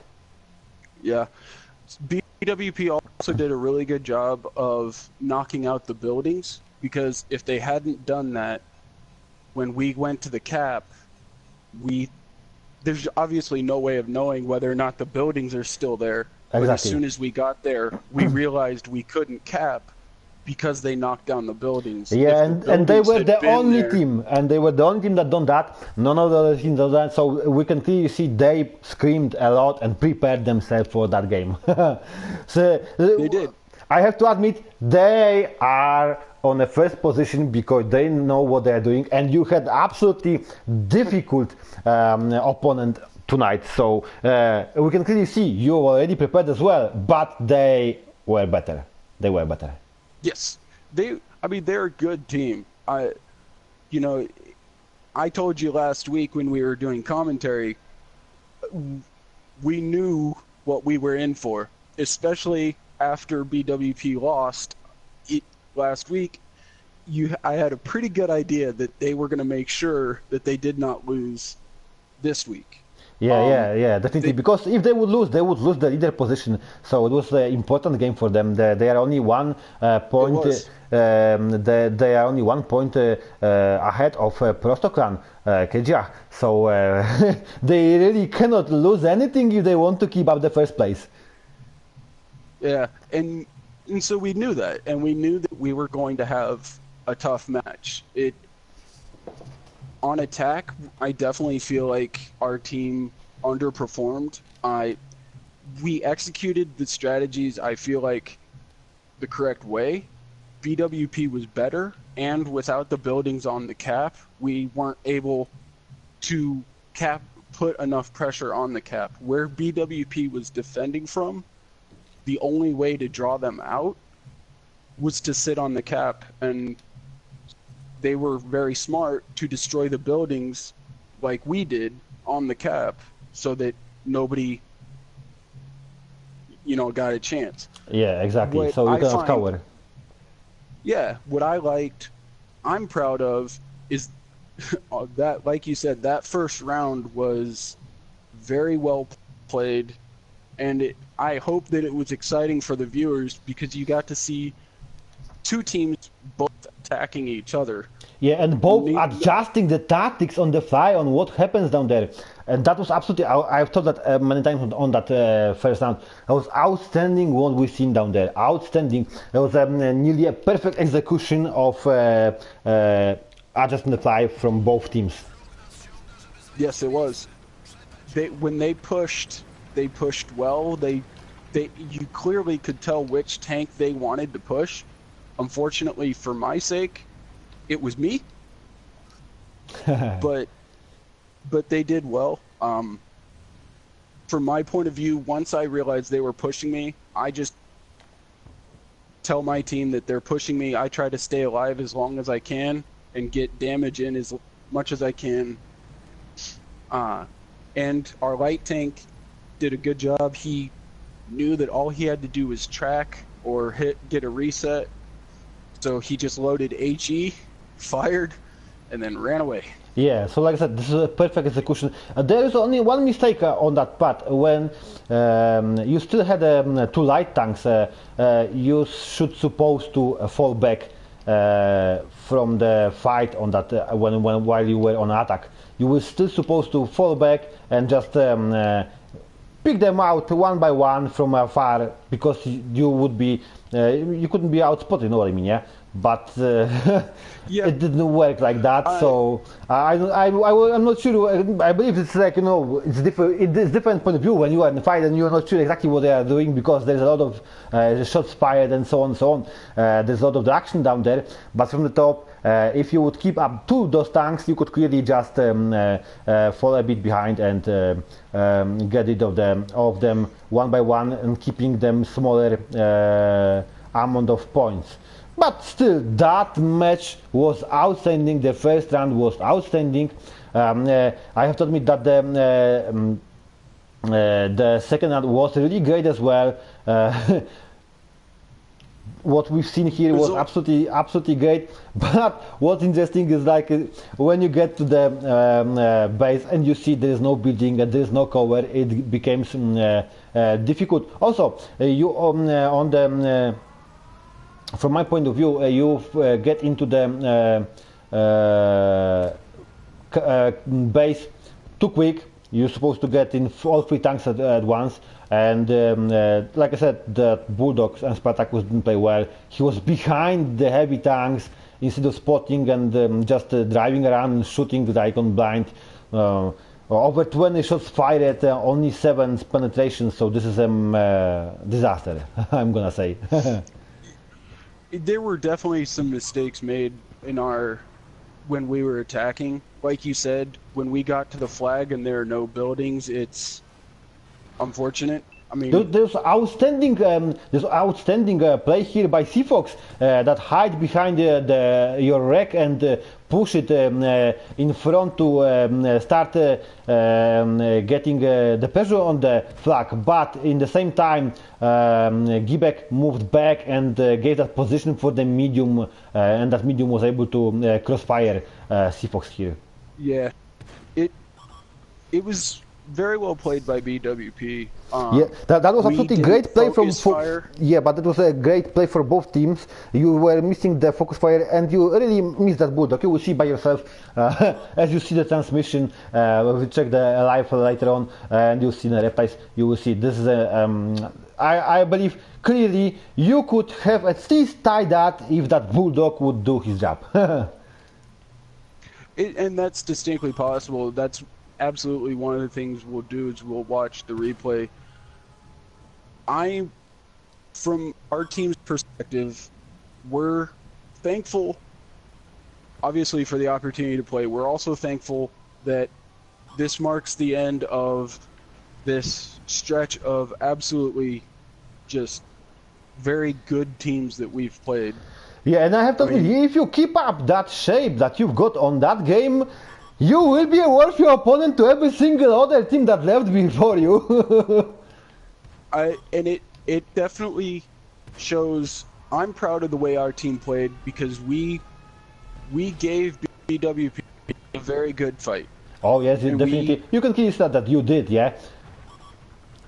It was one of those things. One of the reasons we wanted to attack them on defense, instead of staying back, was we wanted to delay them from getting to the cap. But and it was a perfect situation. They knew they cannot get out of the cover because you were keeping them then and spotting tanks and, you know, spotting them for the tanks that were behind, ready to shot them as soon as they get out. Yeah, and the other thing is that we wanted to do something that nobody else has tried against them yet. We wanted to see if we could maybe catch them by surprise, and it maybe worked. It would have. And it worked.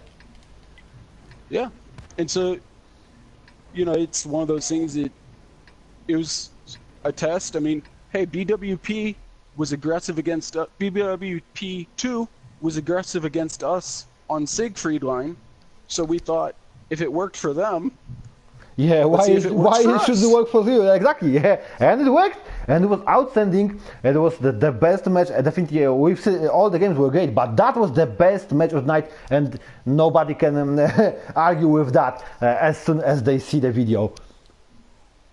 Oh yeah, that was very well played, both by BWP and Leone.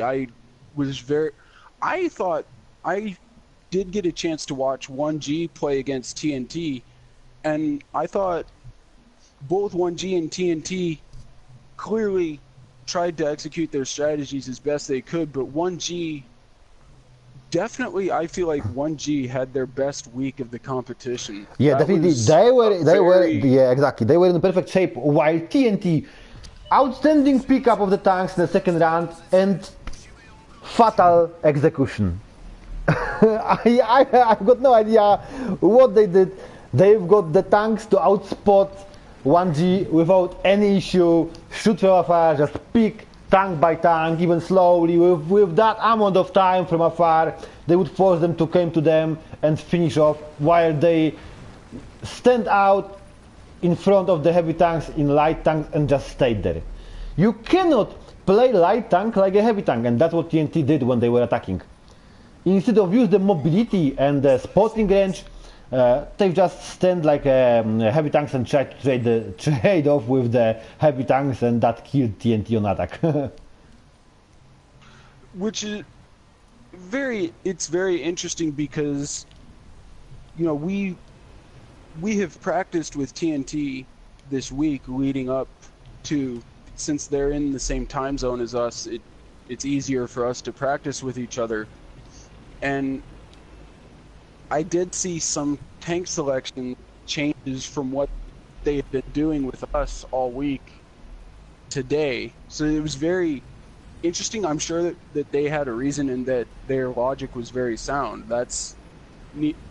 But definitely it was interesting. And like I said, 1G definitely showed that they have the quality to beat teams. I mean, especially whoever was playing the King Dragon is. I believe it's possible because they are more available. No more GCL for them double team players. You know what I mean? Because I believe that helped a lot. So they probably screamed a bit and prepared themselves. Well, yeah.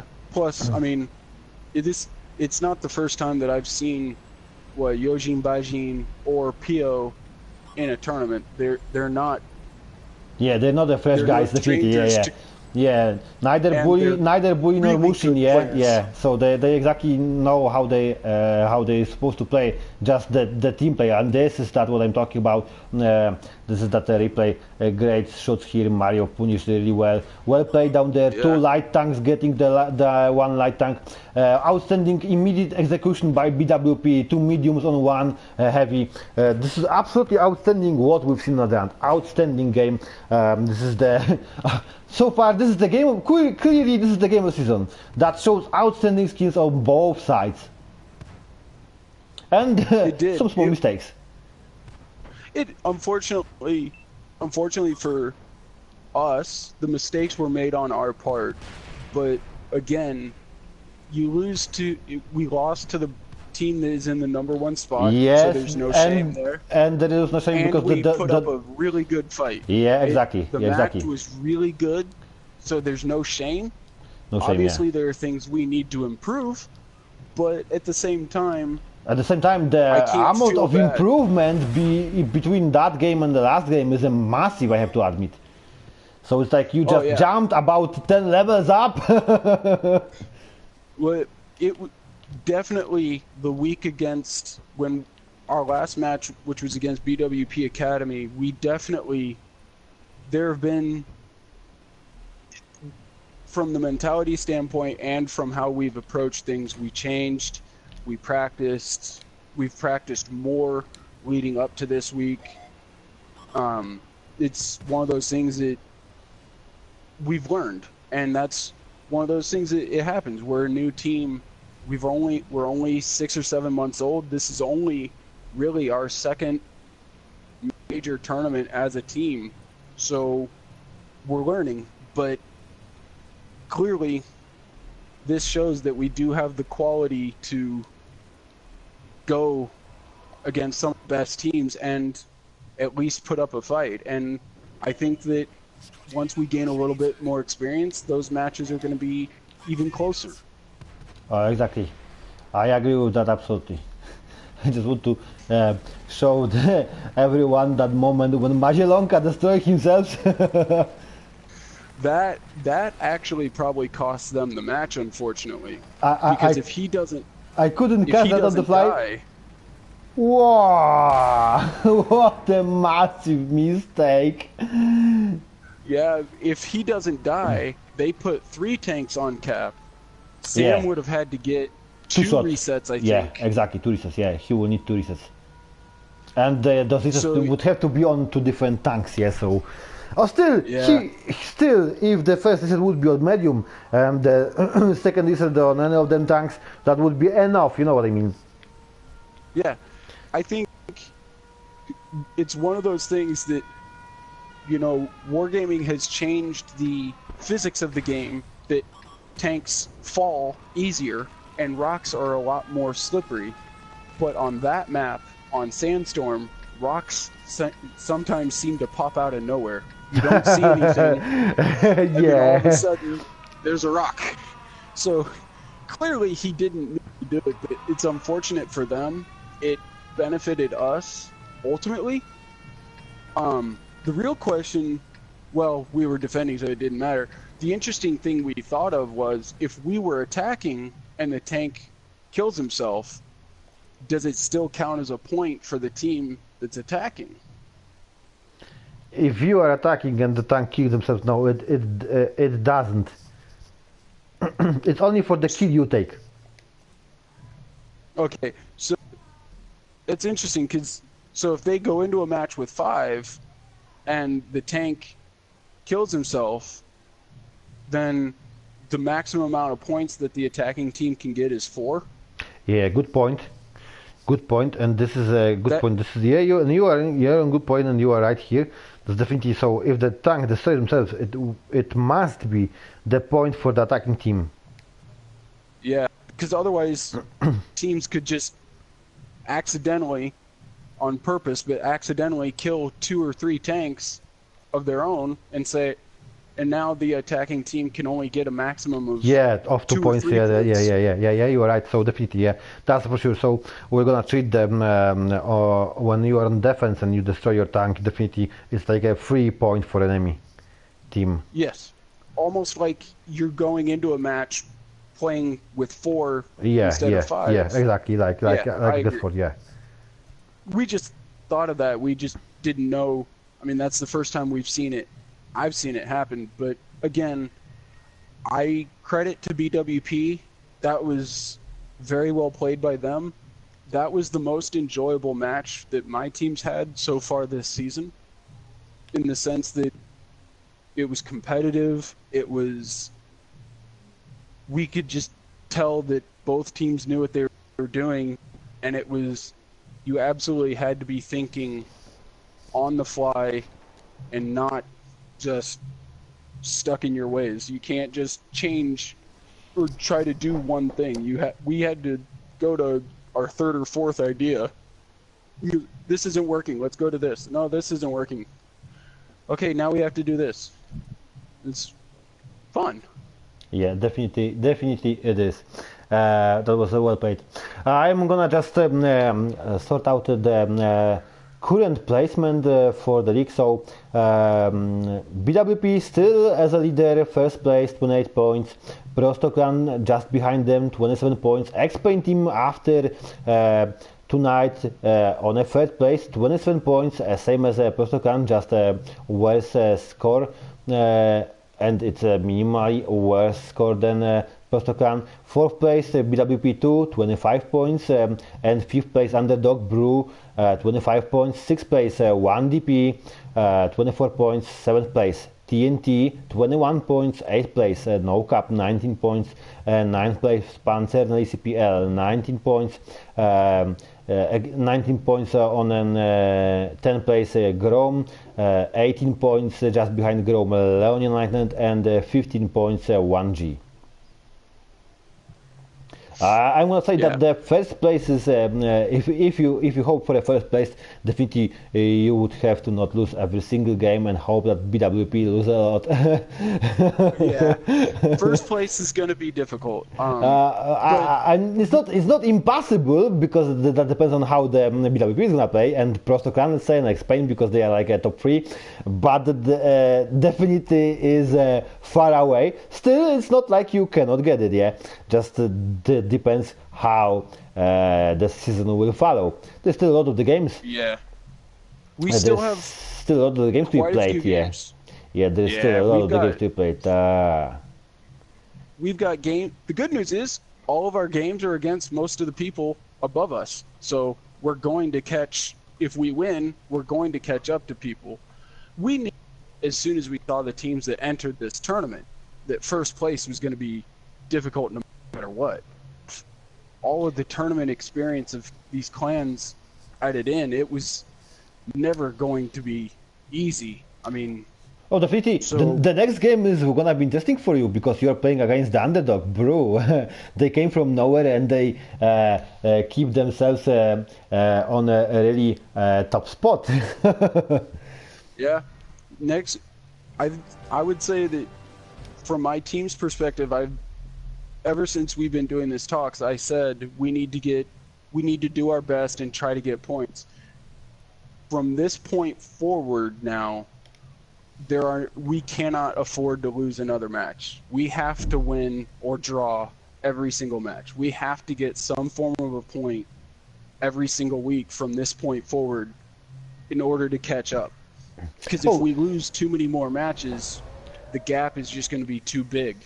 Next week is also interesting because next week BWP is playing against BWP2, and this is important game. If BWP lose that against BWP2, they may lose the leader's place. So this is gonna be interesting. While when BWP2 lose against BWP, they're gonna fall from their top spot and allow other teams to catch and get in front of them. So this is important for that teams definitely. TNT is playing against Grom. That's gonna be interesting game as well. PL is playing against 1G. 1G after tonight game that may show us something really important. 1DP after tonight game is playing next week against Prostoklan. They may show some interesting stuff next week as well. So definitely this is gonna be another really good week for games that will be really interesting and in what's also wise to note already in a really close quarter map because next week we are playing on Pilsen. Yeah, Pilsen it's definitely much different than Sand River. I wanted to ask you, I think I saw that TNT played a Progetto. 2 teams played Ariete. Yeah, 2 teams. I know we did. Yeah, and they did as well. Yeah, and I have to. That was a good choice. I was surprised that we seen that tank so late. I would say it was the perfect choice for that map. Although the Yeah. execution wasn't perfect, yeah, so that makes a difference, yeah. You also need It but is. it was a good game, but not exactly perfect, yeah. So it could be used much more better. Oh, absolutely. And I think definitely as we, at least from my team's perspective, as we try out the progetto more and we practice with it more, we'll be able to know better how to execute with it. It's also worth to mention that from that the next week games it's in week 10, which clearly means we are getting to the second part of the season. Because Yeah. there's like 17 days, so it's only after tonight. There's only 8 matches left, max for the teams. Some got less because some already played the team. Some will be pausing like in, each week, so there isn't much time left to gather the points against each other. This is gonna be interesting. This is gonna be much more, fierce with the beginning. That's the beginning of the season. This kind of league. There's also like, teams are checking who is capable of doing what, Yeah. and they like check each other, yeah, and it's like, they're sorting the positions out, what they are capable of, what they cannot do, where they need to fix, how they need to adjust. But in the current state, and at the time we are now, that like everyone knows exactly what they're playing for and what they need to achieve if they want to get the Yeah. position they aim for. Yeah, absolutely. I would say that we do have a pretty good idea. I would say we have a pretty good idea of who the best teams are.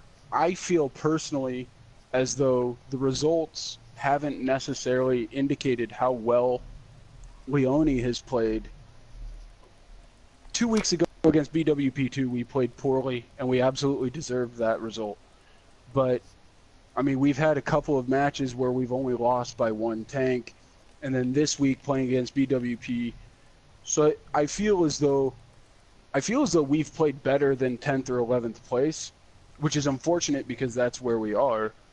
But the plus side is I have full confidence that in the next couple of weeks we're going to go back to climbing the board, and it'll just be a question of how far we can climb. We've Yeah. definitely made it.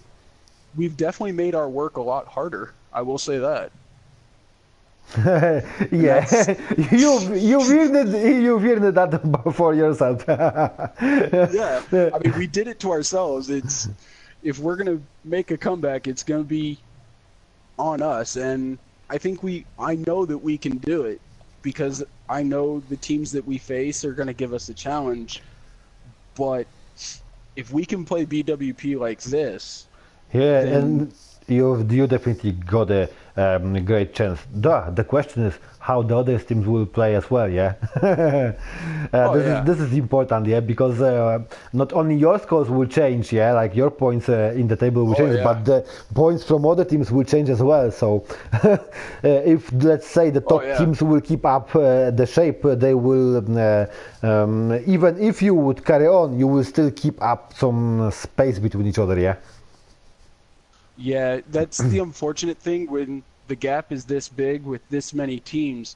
Naturally, when one team loses, that may be good for us to get closer to them, but unfortunately for us, it also means that one team wins. To be honest, the best result is that everybody draws from this point forward. So we gain on That's two true, teams. and that's true. That's true, and this can always happen. Yeah, that's true, and this can always Yeah, happen. but it's it's going to be interesting to watch to see how the bottom teams, how much distance can the bottom teams catch up, but it's also going to be interesting to see the fight for first place because it definitely looks like there are 3, maybe 4 teams that are going to be neck and neck for first place, and it's going to potentially come down to the very last week. Yeah, definitely. This is clearly we can see from now on. This is gonna be a toe-to-toe battle till the last week. So this means this is gonna be a lot of great matches to watch. Yeah.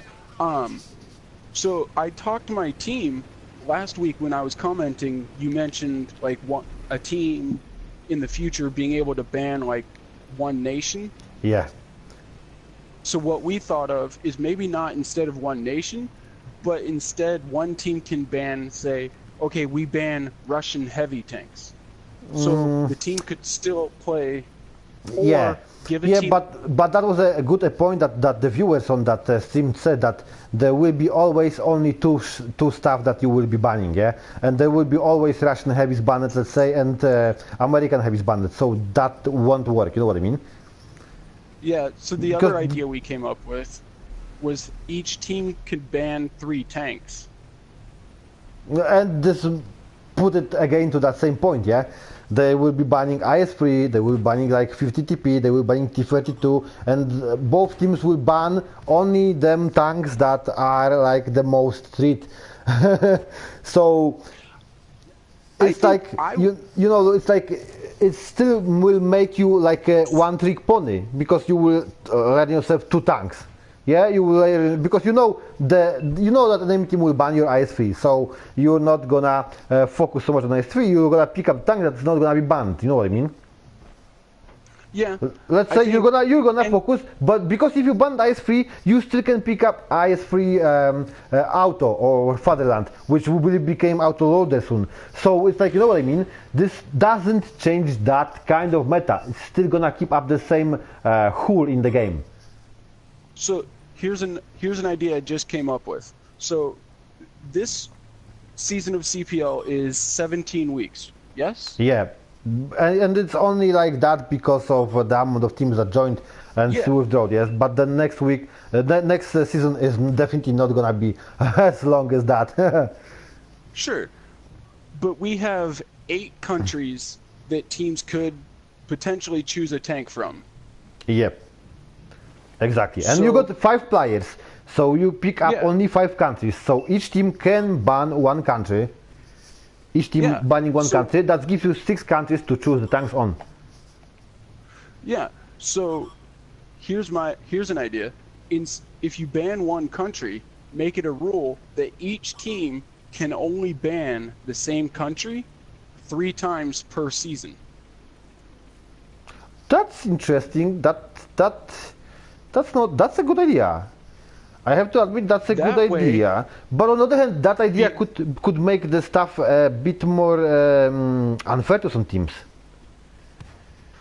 Consider it on that point, yeah. Because if let's say you're not gonna because after let's say half of the season, you see which some of the teams are playing what kind of tanks, and you can adjust to that and keep your ban for a specific, for a specific country for that game. You know what I mean?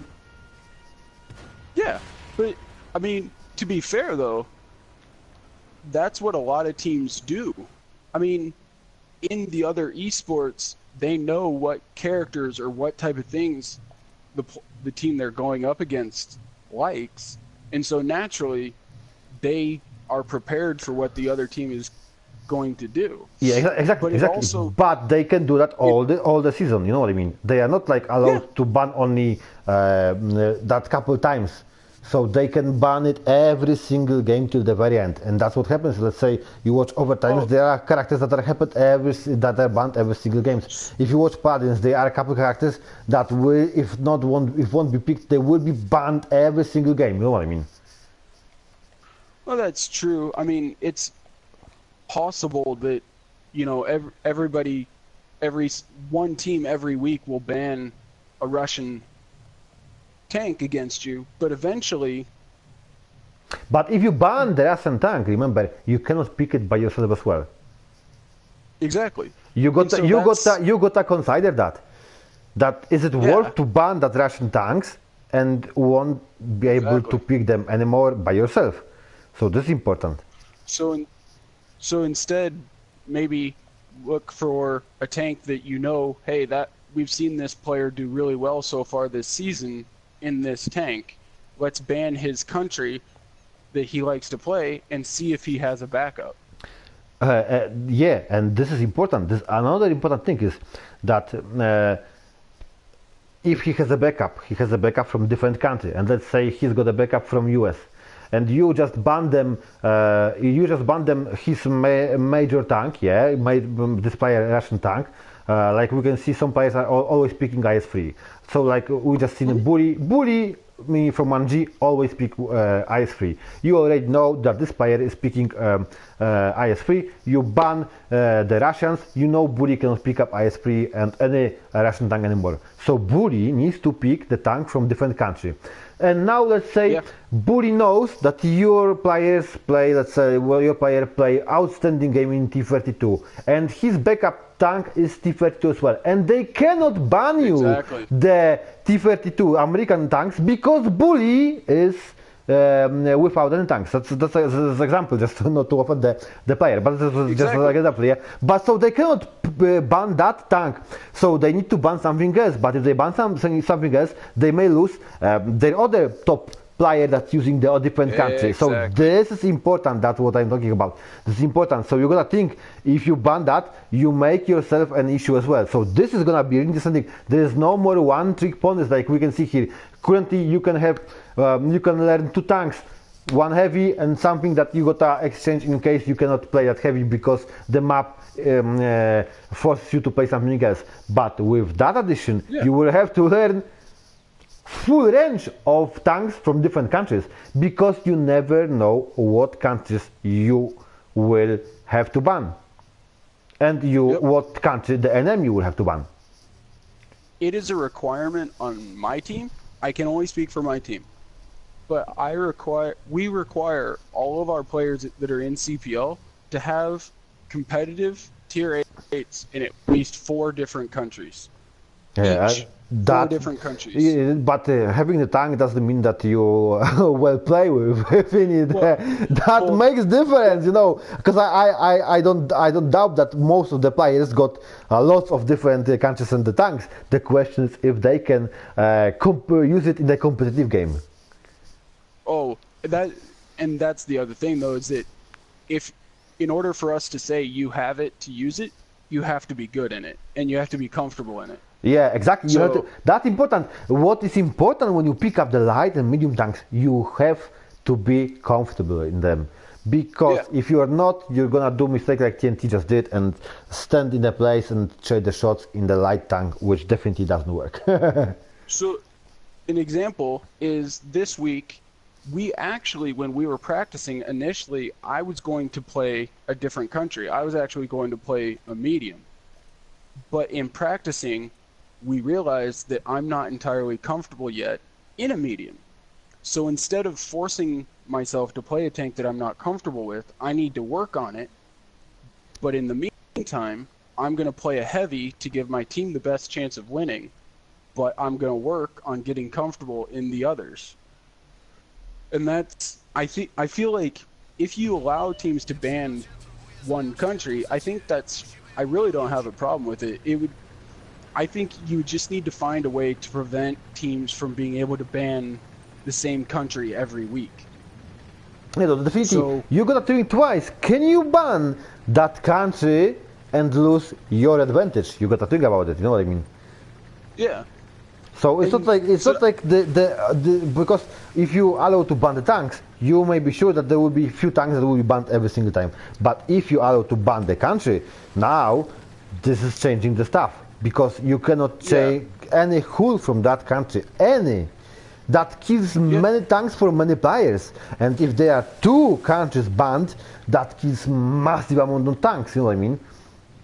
Yeah, it does. But it also makes people expand, and I get that. I think it's a good idea. I think you're onto something. I just think there needs to be a way to prevent teams. Oh yeah, of course. From we're gonna try and test that in the in the off season. Like we're gonna set up the off season and test that and see how this will go. You know what I mean? If it works if this is work like it intended, we'll keep it like that. If no, we're gonna try and find out some kind of solution, and test different kind of approach to that matter, because so far we are as close as possible to the proper competitive esport as we ever been in World of Tanks. So we are on a good track to make it absolutely perfect. So there's nothing to lose here. Yeah, I completely agree. I think we are definitely on the right track. I think the matches in CPL for the viewers have been much more entertaining, as I've been noticing that the number of viewers that we've had each week has been increasing, which is a very good sign. I know something else people have been mentioning. I've talked to some other teams and they mention, oh, why can't we do tier 10s? We can, absolutely, we can. And I did mention that on Discord before, that there is an option to use tier 10s, absolutely. And I'm not saying no, especially that soon we're gonna get the tier 10 premium tanks, so it will open up the access to tier 10s already. I would say we already got like some kind of access to tier 10s. Of course, it's limited because we can buy the machine, we can buy the Tusk, so that opens like a spot for the tank that you can buy on. Even if you don't have it, if you don't have it in the tank, you can buy on and focus on the tank solely. And I don't know if you check them, but skins posted by players, the machine looks like a monster in the random battles, so it may be like a well-played tank for competitive gaming as well. And I'm not against that. The choice of the tier 8 was just to encourage more players into it. But as we're gonna sort out the different tiers of CPL for next season, we're not gonna need that anymore. So we can clearly step up and go and pick up the tier 10 tanks. Absolutely. I was gonna say what I thought. I'm interested in seeing when you were first doing it. Unfortunately, I didn't find out about it until after season 5 had already started.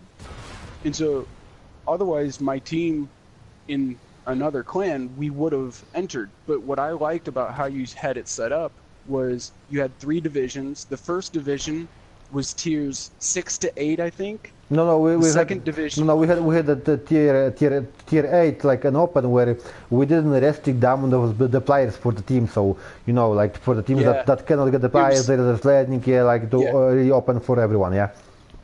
Yeah, and then you had a major division.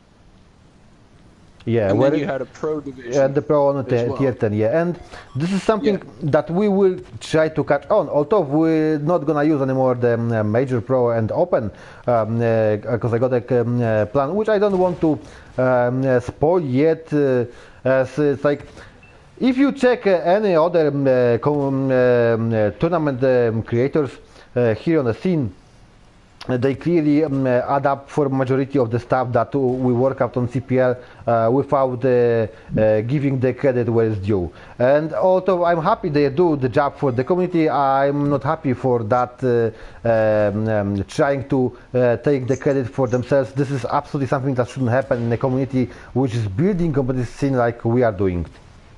So I'm not gonna give all the info that I'm working on yet, because it's like giving up the advantage to our friends who are gonna take the credit for themselves again, and this credit, if that would be given where it's due, we could have a CPL on a much more higher level currently already.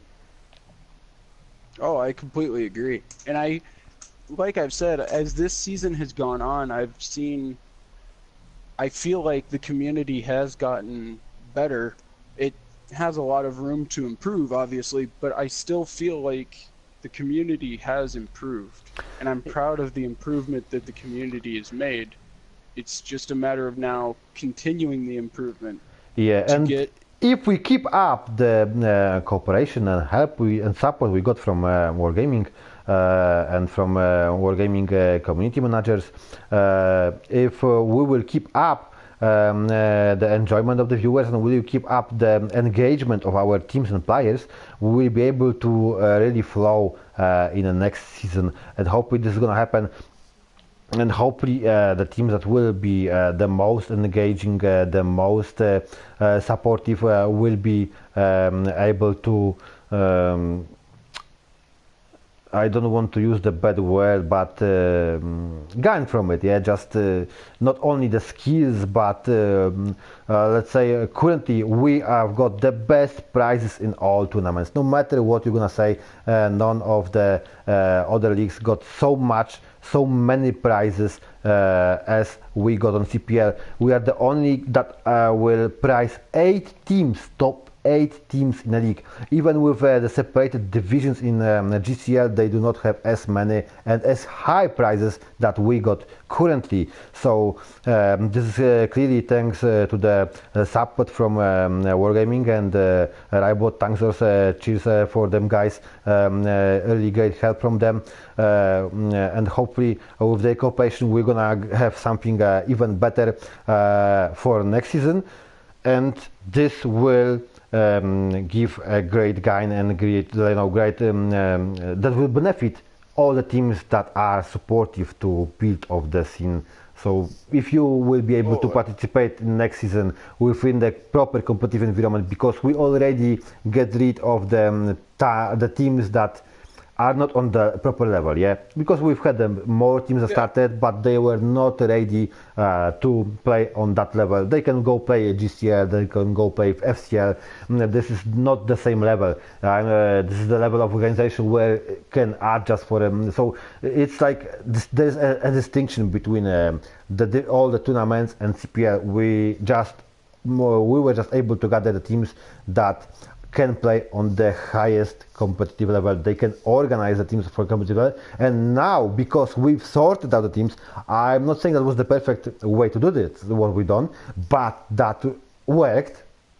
Maybe it wasn't perfect, but it worked. So for a future season, we clearly see who can we use for the proper season, like it has been done in different leagues, and who we cannot. Yeah. Of course, we are not going to forbid other teams from playing. We're just gonna make a massive distinction between our competitive teams, which are currently still playing, which do not forfeit games, which are active and supportive, and for teams which tried but failed.